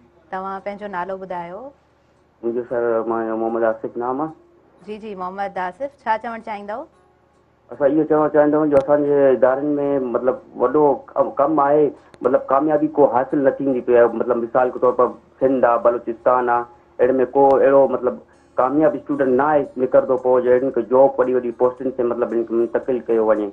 मिसाल के तौर पर पंजाब में तूं वञ, हिनखे माशाल्लाह हर जॉब मिलंदी आहे, जहिड़े हिसाब सां बि ॾिठो वञे इन हिसाब सां हिन जे मथां तहक़ीक़ात ज़रूरी न, मिसाल के तौर अमल करणु घुरिजे। सही सही, थैंक यू। तव्हां कॉल कई प्रोग्राम में, सुठो सुवालु आहे। असां सर दानिश खां हिन ॻाल्हि जो ज़रूरु जवाबु वठंदासीं पर सर खां कंटिन्यू कराईंदासीं। जी ॻाल्हि असांजी हली पई वाटर स्कैसिटी जी, पाणी जी खोट ईंदड़ सालनि में बाक़ाइदगी सां वाज़े तौर ते साम्हूं अची वेंदी। उन में ॿ शयूं आहिनि, हिकिड़ी फिज़िकल स्कैसिटी, ॿी इकोनॉमिकल स्कैसिटी आहे। फिज़िकल स्कैसिटी आहे त दुनिया में एतिरो सारो आहे, ग्लेशियर्स में पाणी अंदरि मौजूदु आहे पर सरफेस ते पाणी मौजूदु कोन्हे। फिज़िकल स्कैसिटी, फिज़िकली पाणी मौजूदु कोन्हे। ॿिया अहिड़ा मुल्क आहिनि जिन में पाणी आहे त सही पर एतिरो कॉस्टली आहे जंहिंखे असीं हासिलु नथा करे सघूं, कढी नथा सघूं, उनखे असां इकोनॉमिकल स्कैसिटी था चऊं। त जॾहिं अहिड़ी सूरत हाल हूंदी आहे इंटरनेशनल लेवल ते, ॾिसो न असीं त दुनिया जे कंहिं हिसे में रहूं था न, ऐं दुनिया जे कंहिं न कंहिं हिसे में ॿिया बि माण्हू रहनि था। उहे ई प्रॉब्लम्स आहिनि। साउथ अफ्रीका में इथोपिया या इहे जेके आहिनि नंढा नंढा जेके उन्हनि जा शहर आहिनि, या इहे जेके असांजो अफ्रीका जा जेके ॿिया नंढा नंढा मुल्क आहिनि, उन्हनि में त इहो प्रॉब्लम तमामु एग्ज़िस्टिंग आहे। तव्हां ॾिठो हूंदो त बचनि खे पाणी पीअण जे लाइ ड्रॉप्स कोन आहिनि, ठीकु आहे। ऐं तव्हांखे हैरत थींदी त हर ॿिए मिंट ते दुनिया में हिकिड़ो ॿारु सिर्फ़ु इन जे करे मरी थो वञे छाकाणि त हुनखे साफ़ पाणी कोन थो मिले। Every 2 minutes right now when I am talking to you people, हर ॿिए मिंट ते हिकिड़ो ॿारु मरी थो वञे सिर्फ़ु इन जे करे जो हुनखे सेफ पाणी कोन्हे, सैनिटेशन कोन्हे। हाणे कंडीशंस ई ॿ हूंदियूं आहिनि न, या त ख़ुश्की जे करे पाणी जी किल्लत हूंदी आहे त माण्हू मौत जो शिकार थींदा आहिनि, ऐं ॿी कंडीशन अची वेंदी आहे बोड वारी, जानवर ब्रेक जो टाइम थी वियो आहे। तव्हांखे ख़बर आहे ब्रेक जी तरफ़ हलणु तमामु ज़रूरी हूंदो आहे। व्यूअर्स, असां ब्रेक जी तरफ़ वधूं पिया। हिन प्रोग्राम खे ख़ासि स्पॉन्सर कयो आहे कैडबरी डेयरी मिल्क। अंदर की अच्छाई को बाहर छलकने दो, कुछ अच्छा हो जाए, कुछ मीठा हो जाए। सो काॾे न वञो, रिमोट पकड़े वेही रहो। फिर जल्दी सां हाज़िर थियूं तव्हांजे पंहिंजे प्रोग्राम सुबह मेहरान में।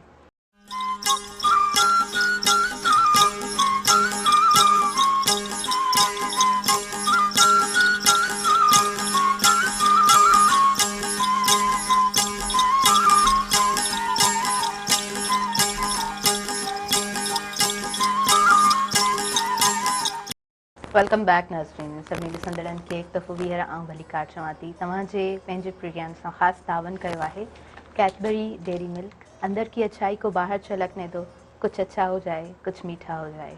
प्रोग्राम में लाइव कॉलर आहिनि, सदन खे असां शामिल कंदासीं। हेलो, अस्सलाम वालेकुम। वालेकुम सलाम। आउं तव्हांखे भली कार चवां थी, पंहिंजो नालो ॿुधायो, किथां कहिड़े शहर मां ॻाल्हायो पिया? ठीकु आहे, तव्हां छा चवणु चाहींदव? जेकी मुल्क में पेट्रोल महांगो कयो आहे, छा लाइ कयो आहे? अच्छा, उन खां अलावा ॿियो छा चवणु चाहींदव?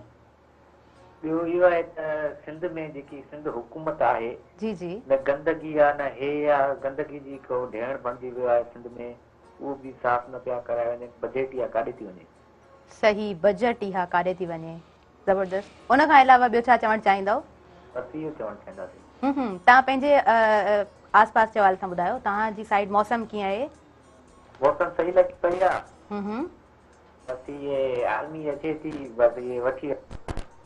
Okay thank U. प्रोग्राम में तव्हां शामिल थियो। बजट काॾे थी वञे हेॾो असां न असां तव्हां खां ई पुछंदासीं। अच्छा, बलोचिस्तान मां बि कॉल आई, उन्हनि जो बि सुवालु हुयो त मतिलबु जॉब सही तरीक़े सां मिलनि नथियूं, पंजाब जी तरक़ी जे हवाले सां उन्हनि कुझु ऐड कयो पए, ऐं असां वटि सिंध में ऐं जेको बलोचिस्तान में इन शयुनि जो फुक़दान आहे। उनजो रीज़न हिकिड़ो इहो आहे त असां वटि स्किल्स फॉर एम्प्लॉयबिलिटी इंस्टीट्यूशन में नथी सेखारी वञे।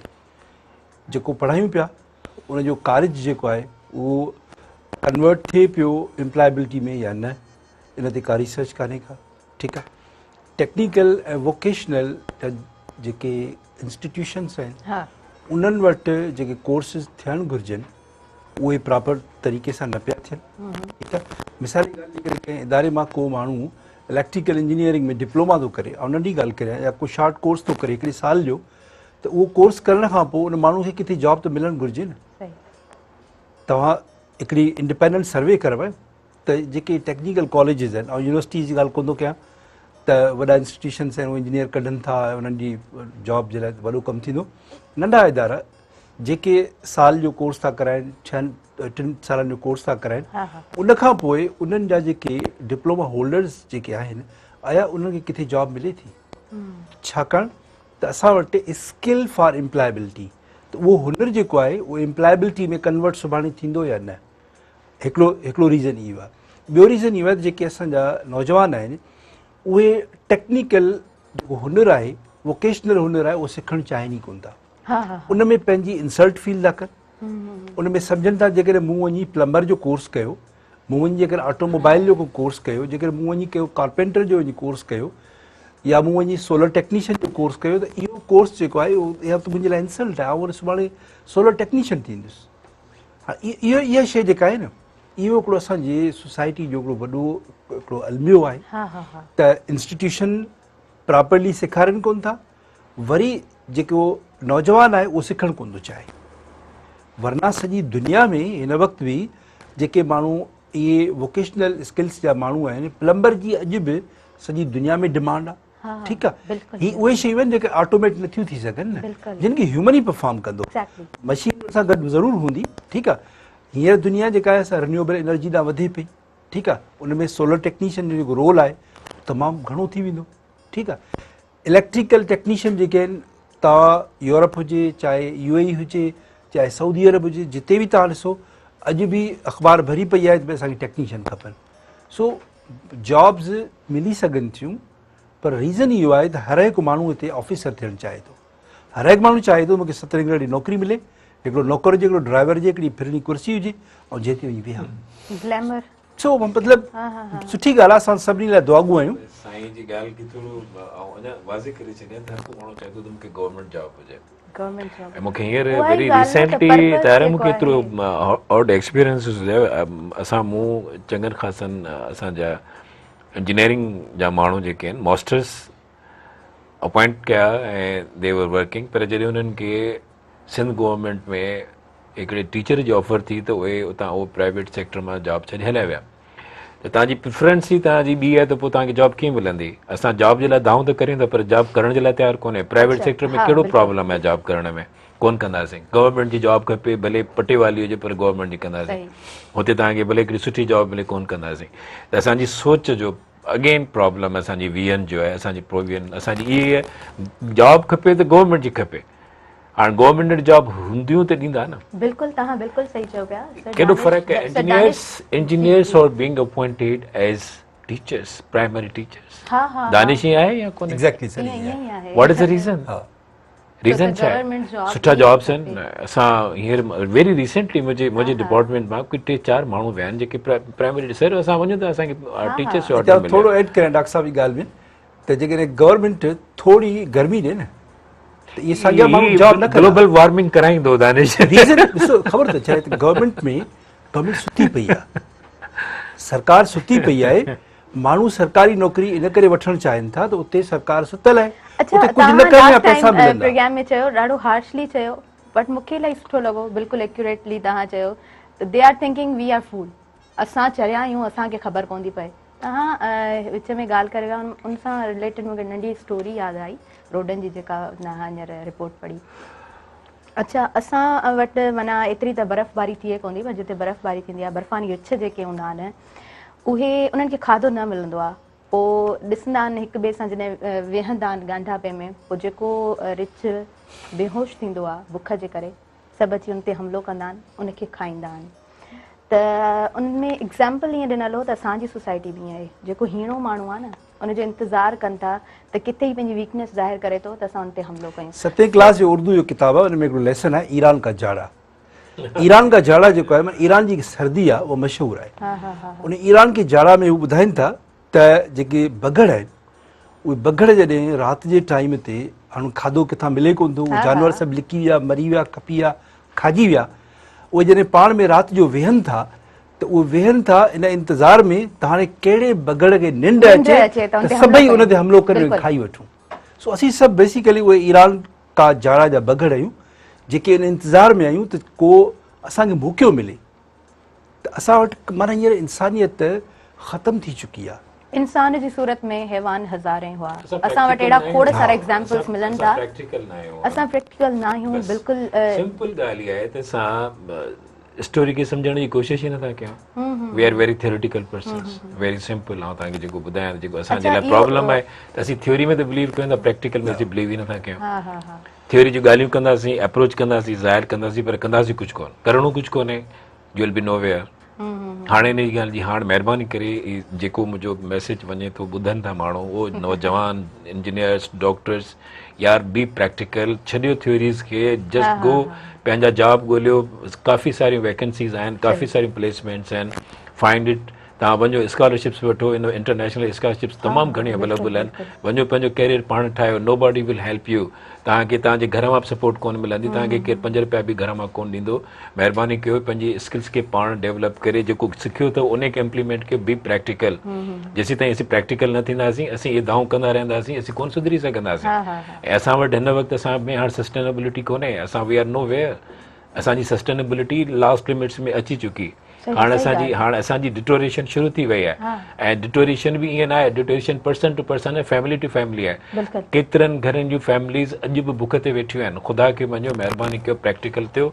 जॉब्स पिया आहिनि, खोड़ सारा पिया आहिनि। गवर्नमेंट जॉब जो मग़ज़ मां भूत कढी छॾियो, उन में तव्हांखे कुझु कोन मिलंदो ऐं कुझु वरंदो बि कुझु कोन। तव्हां प्रैक्टिकल थियो, प्रैक्टिकल में वञो, पंहिंजो बिज़नेस आहिनि, भला बिज़नेस नथा करे सघो त घटि में घटि जेका स्किल आहे उनखे इम्प्लीमेंट करण जे लाइ तव्हां अचो। काफ़ी सारनि माण्हुनि खे प्राइवेट सेक्टर में जॉब करण में ॾुखियाई थी थिए, छाकाणि त असांजी अप्रोच इहा ठाही वई त जॉब आहे त गवर्नमेंट जी, अदरवाइज़ न। गवर्नमेंट जॉब्स एतिरा उनजे पोयां बि काफ़ी सारा कारण आहिनि, इलाही सारा मां प्रॉब्लम्स चवंदी आहियां त ॾिसो असांजी सोसाइटी में जेकॾहिं को नौजवान तयारु थिए थो, पढ़े थो, हू चाहींदो आहे त मां कुझु कयां पंहिंजे लाइ, न पंहिंजी फैमिली जे लाइ। ऐं हर नौजवान खां तव्हां ॿुधो उनजो विज़न इहो हूंदो आहे त मूंखे पंहिंजी कंट्री जे लाइ बि कुझु करिणो आहे, त इहो त खणी हिकिड़ो ड्रीम थी वेंदो आहे। प्रैक्टिकल थियणो आहे असांखे, अदरवाइज़ थ्योरीज़ में असीं बिलीव कंदासीं त असीं थियोरिटिकल रहिजी वेंदासीं। आइंस्टाइन चयो कोन, जंहिं चयो त every action has its own reaction. तव्हां एक्शन कंदो त रिएक्शन ईंदो न, तव्हां एक्शन करियो ई कोन था रिएक्शन जे लाइ, तव्हां एक्सपेक्ट था कयो। असांजी प्रॉब्लम इहा आहे त असीं एक्शन कोन कंदासीं, असांखे रिएक्शन खपे। रिएक्शन इहो आहे त दानिश वटि जॻह हुजे त मूंखे जॉब ॾे, गवर्नमेंट जॉब हुजे।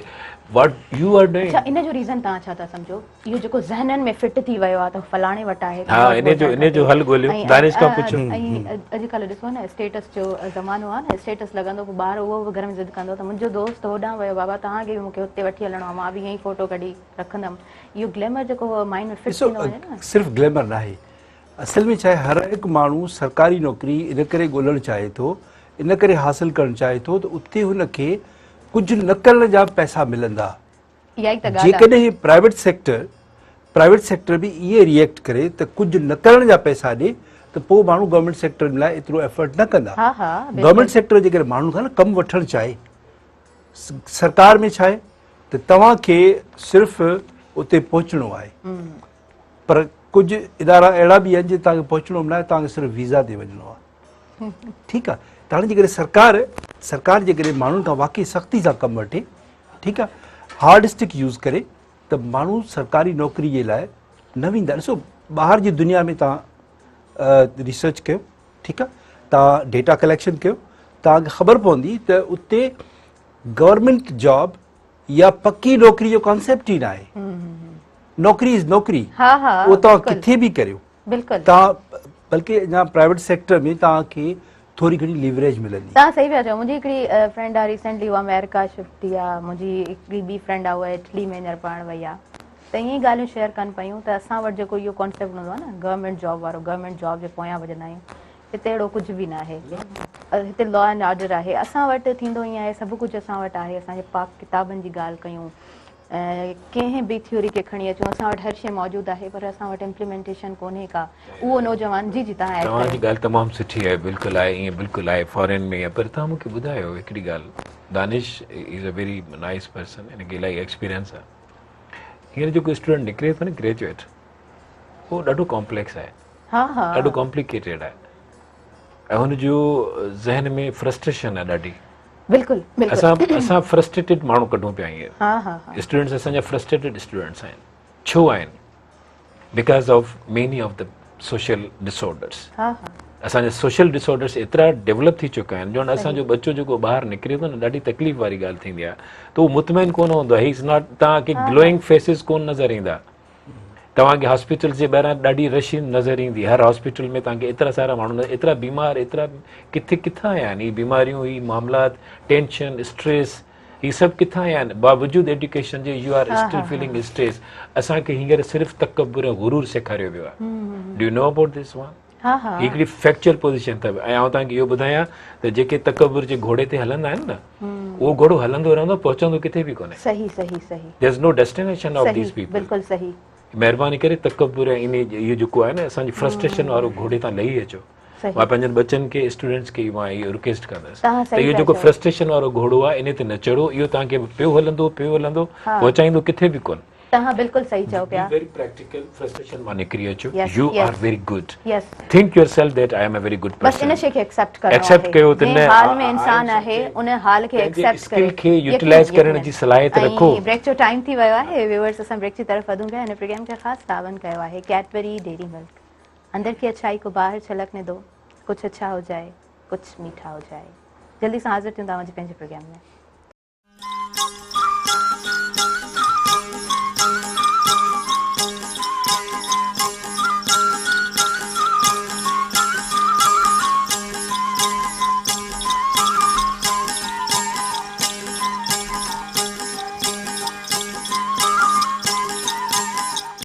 वेलकम बैक नाज़रीन। सभिनी ॾिसंदड़नि खे हिकु दफ़ो ॿीहर भली कार चवां थी अव्हां जे पंहिंजे प्रोग्राम में। ऐं यकीनन प्रोग्राम अव्हां जो पंहिंजो आहे, जंहिंखे स्पॉन्सर कयो आहे कैडबरी डेयरी मिल्क। अंदर की अच्छाई को बाहर छलकने दो, कुछ अच्छा हो जाए, कुछ मीठा हो जाए। थोड़ा सारी मुबारकूं क्रिकेट लवर्स के।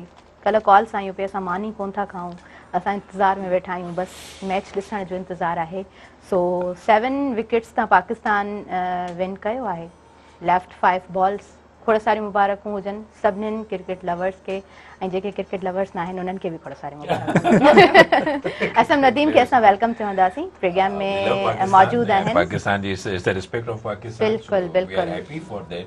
क्रिकेट जे वणण सां जी ॻाल्हि कोन्हे, पर सॼी बाक़ी तव्हांजे on behalf of you, on behalf of all these people, ऐं पाण सभिनी सॼे पाकिस्तान जे व्यूअर्स खे इहो मुबारक ॾींदासीं। जी जी जी, कैडबरी सां गॾु तव्हां सभिनीनि खे खोड़ सारी मुबारकूं हुजनि। एतिरो सारो जोश, एतिरो जज़्बो, एतिरो वलवलो ॾिसूं पिया, सुठो लॻे पियो। पर इहो जोश जज़्बो जेकॾहिं असां तालीम में ॾिसूं त वधीक सुठो लॻंदो। तव्हांखे आउं दिलि जी गहराई सां भली कार चवां थी। इलाही सारी मुबारकूं तव्हांखे। अॼु छा चवंदव, कीअं प्रिडिक्शन आहे, केरु खटंदो? आज इंडिया और इंग्लैंड का मैच है, और स्टेट्स अगर हम देखते हैं प्रीवियस मैचेस के, और जो ग्राउंड की जो कंडीशन है, एनवायरनमेंट है वहाँ का ऑस्ट्रेलिया, उसके पॉइंट ऑफ व्यू से जो मैं कहूँगा वो इंग्लैंड को फेवरेट करार दूंगा कि इंग्लैंड जो वो फेवरेट है। बनिस्बत इसके कि पाकिस्तान के सामने इंडिया आए या इंग्लैंड आए, तो पाकिस्तान को तो वर्ल्ड कप का फाइनल खेलना है, और अल्हम्दुलिल्लाह पाकिस्तान जो वो कल जीत भी गया। और हमने कल सुबह प्रोग्राम में ये बात भी की थी, काफ़ी आपने भी चीज़ें शेयर की थी। तो इंग्लैंड फेवरेट है और इंडिया को अगर आईसीसी अगर पहुंचवा दे तो बात अलग है। सही सही, क्योंकि उनकी डोमिनेंसी रहती है इंटरनेशनल क्रिकेट काउंसिल में, तो जिसकी वजह से इंडिया जो है, आपको पता है कि पाकिस्तान का तो एक हमेशा से जो सख्त किस्म का एनिमी रहा है, तो पाकिस्तान फाइनल में पहुंच गया है। तो इंशाल्लाह देखते हैं, अल्लाह मालिक है। सही सही सही। अच्छा, कल की मैच को आपने कैसे देखा? और आपने जिस तरह कहा था ओपनर बाबर होगा। हाँ, बाबर रिजवान जी, बाबर रिजवान जी बिल्कुल। देखें, अब असल में अब टाइम नहीं है चेंजिंग का ना, मतलब आपके लास्ट मैच चीज़ें सेमीफाइनल था, फाइनल और बड़े मैच होते हैं, जब आप सडनली चेंज करते हैं उसमें क्या होता है कि फिर जो वो कॉन्फिडेंस शेक हो जाता है।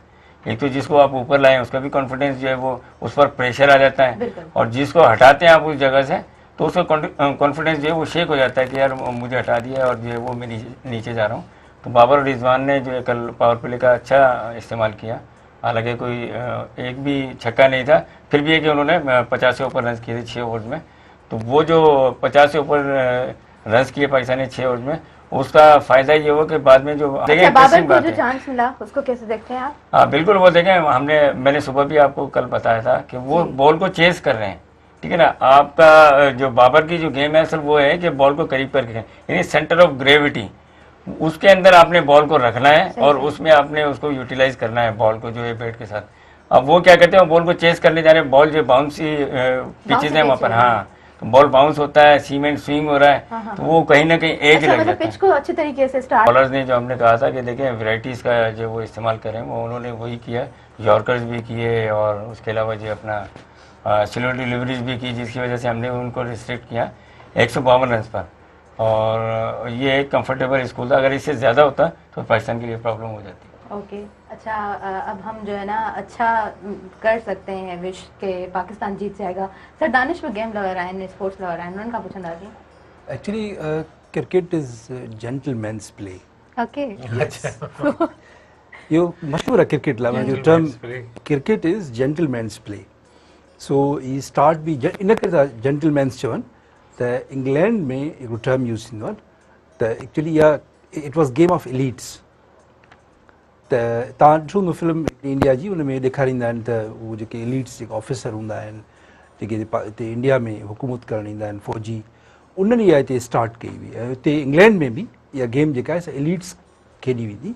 इहा त पोइ आहिस्ता आहिस्ता क्रिकेट हाणे कॉमन थी वेंदो, असां बि हुन में अची विया आहियूं। So I like cricket. It means that you are gentleman. No, actually. No, why you are saying no? Not only that reason, पर क्रिकेट जेका आहे हिकिड़ी अहिड़ी गेम आहे जंहिंमें तव्हांखे स्ट्रेटजी सेखारी वञे थी, ठीकु आहे, तव्हांखे प्लानिंग सेखारी वञे थी, ठीकु, तव्हांखे इहो उन सां गॾु हीअ हिकिड़ी प्रैक्टिकली बि मतिलबु हिकिड़ी फिज़िकल गेम बि आहे। जेकर तव्हांजी फिज़िकल फिटनेस न आहे त तव्हां क्रिकेट में विन नथा करे सघो। गेम सां गॾोगॾु माइंड गेम बि आहे न। ॿियो न भला ॾिसणु शुरू कयूं, सम्झणु शुरू कयूं। हिकिड़ो सुठो बैट्समैन आहे पर जेकर उहो फिज़िकली फिट न आहे, ठीकु आहे, त उहो परफॉर्म न करे सघंदो। जेकर हिकिड़ो सुठो बॉलर आहे, जेकर उहो फिज़िकली फिट न आहे त उहो परफॉर्म न करे सघंदो। त माना फिज़िकल फिटनेस प्लस में स्ट्रेटेजिक माइंड एंड प्लानिंग, इहे शयूं जंहिं बि टीम में हूंदियूं उहा टीम विन कंदी। हाणे काल्ह मूं क्रिकेट जी मैच ॾिठी, काल्ह बि मूं मैच ॾिठी, हालांकि आउं घणो टूर्नामेंट्स खे इन्हनि खे फॉलो न कंदो आहियां, छो ॿिया काफ़ी कम हूंदा आहिनि और बि दुखे ज़माने में मोहब्बत के सिवा। त मूं काल्ह वारी मैच ॾिठी त उहो उन में मूं फील कयो त काल्ह जेका बेसिकली पाकिस्तान मैच खटी आहे उन में पाकिस्तान जी एफर्ट घटि शामिल हुई। दे ट्राइड, पर एक्चुअली उन्हनि जी जेका लक हुई न, बेसिकली काल्ह पाकिस्तान जी लक विन कयो आहे। पाकिस्तान विन न कयो आहे, पाकिस्तान टीम विन न कयो आहे। छाकाणि जॾहिं आख़िरी 2 ओवरूं बचियूं त उन वक़्तु सिचुएशन अहिड़ी ठही वई जो पूरे ग्राउंड में साइलेंस छाइजी वियो, छाकाणि पाकिस्तान जा शाइकीन जेके हुआ उन जा फॉलोअर्स वधीक हुआ, त हिकिड़ो माना साइलेंस। पोइ उन में वरी हिकिड़ो चौको लॻो, उन खां पोइ वरी गेम जेका आहे वापसि उन फरवर में अची वई, वरी क्राउड में आवाज़ अची विया। आख़िरी ओवर में 2 रन्सूं वञी बचियूं।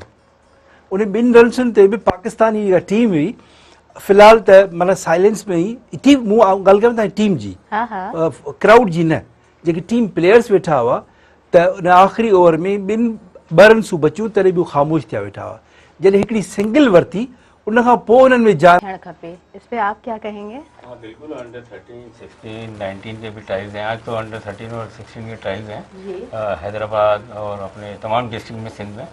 और उन्होंने जो वो कोचेज भी नॉमिनेट किए हैं, उनके साथ ट्रेनर्स भी लगाए हैं, और भी लोग काफ़ी जो इन्वॉल्व हैं। बेटरमेंट काम हो रहा है। हाँ अच्छा, बिल्कुल, लड़कियां भी जीत रहे हैं। हाँ बिल्कुल। आयरलैंड की टीम पाकिस्तान आई है और पाकिस्तान ने आयरलैंड को हराया है 3-0। जब वो आयरलैंड की टीम को पाकिस्तान की वुमेन टीम ने हराया है। उसके अलावा एक और चीज़ हुई है, पाकिस्तान ने पोलो का वर्ल्ड कप जीता है, मैक्सिको को फाइनल में पाकिस्तान ने उसमें हराया है। Great game. अच्छा, उसके अलावा एक और भी चीज़ हुई है, हॉकी के अंदर पाकिस्तान ने ब्रॉन्ज मेडल लिया है मलेशिया के अंदर, सुल्तान अजलान शाह टूर्नामेंट होता है और बड़ा अच्छा टूर्नामेंट होता है। अच्छा, पोलो वाइड गेम है जिसके अंदर हाफ गोल होता है। ये भी एक जो मैं आपको चीज़ शेयर कर दूँ, पोलो ऐसा गेम है जिसमें हाफ गोल होता है। तमाम खेलों में या तो 1 रन होता है या 1 गोल होता है, जैसे फुटबॉल में हाफ गोल होता है। बिल्कुल। तो सही, मतलब इतनी स्पोर्ट्स जी दुनिया ॾिसूं था त एतिरी इंटरेस्टिंग आहे। अम्मा वाज लाइक कल्ह अम्मी चए थी त तारा रन्स कीअं ठहंदी आहे? अम्मी भॼंदा आहिनि न जेको उनखे रन्स काउंट कबो आहे। असल में इशू पता है क्या इशू हमारे यहाँ है कि हमारे जो प्लेयर्स हैं वो एक ही गेम के अंदर बहुत अच्छे हैं, वो है क्रिकेट। उसके अलावा हमारे पास कोई और गेम में प्लेयर्स है नहीं। तो इसलिए हमारे जो ज़्यादातर लोग हैं पाकिस्तानी वो फॉलो क्रिकेट को करते हैं। बाकी दुनिया में आप चले जाएँ, कोई लॉन टेनिस में बहुत अच्छे प्लेयर्स होंगे, स्विमर्स अच्छे होंगे, आर्चरी के प्लेयर अच्छे होंगे, ठीक है ना, फुटबॉलर्स बहुत अच्छे होंगे उनके, रग्बी के। तो हमारे यहाँ जो है क्रिकेट को ज़्यादा फॉलो किया जाता है। इसलिए लोग जो है वो मकसद वो कहते हैं ना कि जो स्लोगन है 1 नेशन 1 पैशन, तो वो ये अच्छा, 1 नेशन 1 पैशन का बताएं, जोश जज्बा इतना कैसे देख रहे हैं आप? बिल्कुल देखें, वो आपने अगर आपने बाद में मैच के बाद भी देखा तो वहाँ पर मिली नगमे, लोगों का रक्स, ठीक है ना। फिर हमारे पाकिस्तान के अंदर भी जो आज के मैंने पेपर्स वगैरह देखे हैं उसमें हवाई फायरिंग भी की है लोगों ने। मकसद एक वो हटकर है, ये चीज़ करनी नहीं चाहिए। आतिशबाजी भी की है, मिठाइयाँ भी तकसीम की हैं। तो लोगों की अपनी अपनी वो हैं, मकसद लगन है उनकी, उनका पैशन है, तो फॉलो करते हैं। और हर आदमी जो अपने हिसाब से चल रहा होता है, ठीक है ना, और अपने हिसाब से ही सेलिब्रेट करता है। सही सही। अच्छा, आप किस तरह प्रेडिक्शन करेंगे फाइनल में पहले कौन खेलेगा? फाइनल मेलबर्न में है, उसका तो जो बता रहे हैं वो ये बता रहे हैं कि वहाँ पे जो है बारिश का इम्कान ज़्यादा है, ठीक है ना। तो और अगर बारिश हो जाए तो फिर 10 ओवर होना लाजमी है वहाँ पर। अगर वो भी ना हो सके तो एक उन्होंने कहा है कि हमने जो है वो दोनों टीमों को चैंपियन करार दे देंगे, ठीक है ना, कि दोनों टीमें जो है वो बराबर बराबर। ये भी कह रहे हैं कि मंडे को फिर मैच खेला जाएगा। अच्छा, वो ये सेमीफाइनल के लिए कहा है, जो सेमीफाइनल अच्छा। उसके लिए कहा है कि भाई सही, वो सही। एक रिजर्व डे रखा है, फिर 10 ओवर। ओके। मतलब असां वरी बि आख़िर में इहो ई चवंदासीं त असां इलाही एक्साइटेड आहियूं त पाकिस्तान खटे। अच्छा, हूअं पाकिस्तान जो नालो त ख़ैर रोशन आहे क्रिकेट जे हवाले सां इलाही घणो, पर असां चाहियूं था त हिकु दफ़ो ॿीहर हिस्ट्री पंहिंजे पाण खे रिपीट करे। 20 सेकेंड्स आहिनि, माहौलियात जे हवाले सां छा तव्हां कंट्रीब्यूट कंदो, कीअं मैसेज ॾींदो? सेकंड्स में माहौलियात इहो में छा माण्हू मैसेज ॾींदो? बसि हाणे इहो ई आहे त जीअं क्रिकेट जी ॻाल्हि हले पई त तव्हां भले केतिरो बि एक्टिव हुजो, केतिरो तव्हां जेसिताईं रन न कंदो तेसिताईं रनिंग तव्हांजी कंप्लीट न थींदी, तेसिताईं स्कोर न थींदो। त तव्हांजे बावजूदि तव्हांजी सोच में हुजे त असांखे माहौलियात खे सुठो करिणो आहे, पर जेसिताईं तव्हां डोड़ंदो न माहौलियात खे सुठो करण जे लाइ तव्हां रन्स स्कोर कोन करे सघंदव। Go ahead, run for good things, yes. run for your score, all the stakeholders. सही। 20 सेकंडनि में जेतिरो बि डोड़ी सघूं था न, डोड़ी पंहिंजी सोच खे सुठो कयो त असांखे माहौल खे सुठो करिणो आहे, अदरवाइज़ असीं कोन ठाहे सघंदासीं। ज़बरदस्त, ॾाढो सुठो मैसेज आहे। टॉपिक जे हवाले सां सर दानिश खां मैसेज वठंदासीं। तव्हां छा चवंदो, कीअं मैसेज ॾींदो असांजे व्यूअर्स खे? ऐं स्टेक होल्डर्स खे, पॉलिसी मेकर्स खे इहा रिक्वेस्ट कंदुसि जी, एम्प्टी प्रॉमिसिस न कयो। सही। जेके प्रॉमिस कयो था, जेके वाइदा कयो था, वाइदा पंहिंजा पूरा कयो। सही। उहे भले तव्हां यूनाइटेड नेशंस में करे अचो या तव्हां पाकिस्तान जी क़ौमी असेंबली जे फ्लोर ते कयो, सेनेट में कयो या सिंध असेंबली में कयो या पंहिंजे ऑफिस में कयो, जेके वाइदा कयो था उहे वाइदा ज़रूरु निभायो। सही, छो त असांजी आवाम पोइ बेवकूफ़ न आहे। आपसे मैसेज लूँगी मैं, क्या कहेंगे आप? के हवाले से कहूँगा, बाबर आजम का मैंने आज स्टेटमेंट पढ़ा है, वो कह रहे हैं कि वो नाक़दीन को मुबारकबाद, यानी कि जो मीडिया पर लोग बैठते हैं उनको, तो मेरी एडवाइस है कि आप अपने गेम पर फोकस करें। आपका सबसे अच्छा जो आंसर है वो यही है कि आप अच्छा परफॉर्म कर दें। किसी को मुंह से बोलने का या उसको कोई परफॉर्म हेट करें, करने का परफॉर्म कोई जरूरत परफॉर्म नहीं है। आप अच्छा कर जाएं, बस सब आपके हो जाएंगे और सबको जवाब मिल जाएगा। तो best of luck Pakistan team. Do the good. Best of luck Pakistan team. Thanks to you all, तव्हां आया असांजो प्रोग्राम इलाही सुठो रहियो जी। व्यूअर्स, इंशाल्लाह असां सुभाणे वरी हाज़िर थींदासीं, नवां महिमान, खोड़ सारियूं ॻाल्हियूं ऐं हिकिड़े नए टॉपिक सां गॾु साॻे टाइम ते हिकिड़े नए ॾींहं में हाज़िर थींदासीं। असांजे प्रोग्राम सां ख़ासि तावन कयो आहे कैडबरी डेयरी मिल्क। अंदर की अच्छाई को बाहर छलकने दो, कुछ अच्छा हो जाए, कुछ मीठा हो जाए। अल्लाह वाहिद।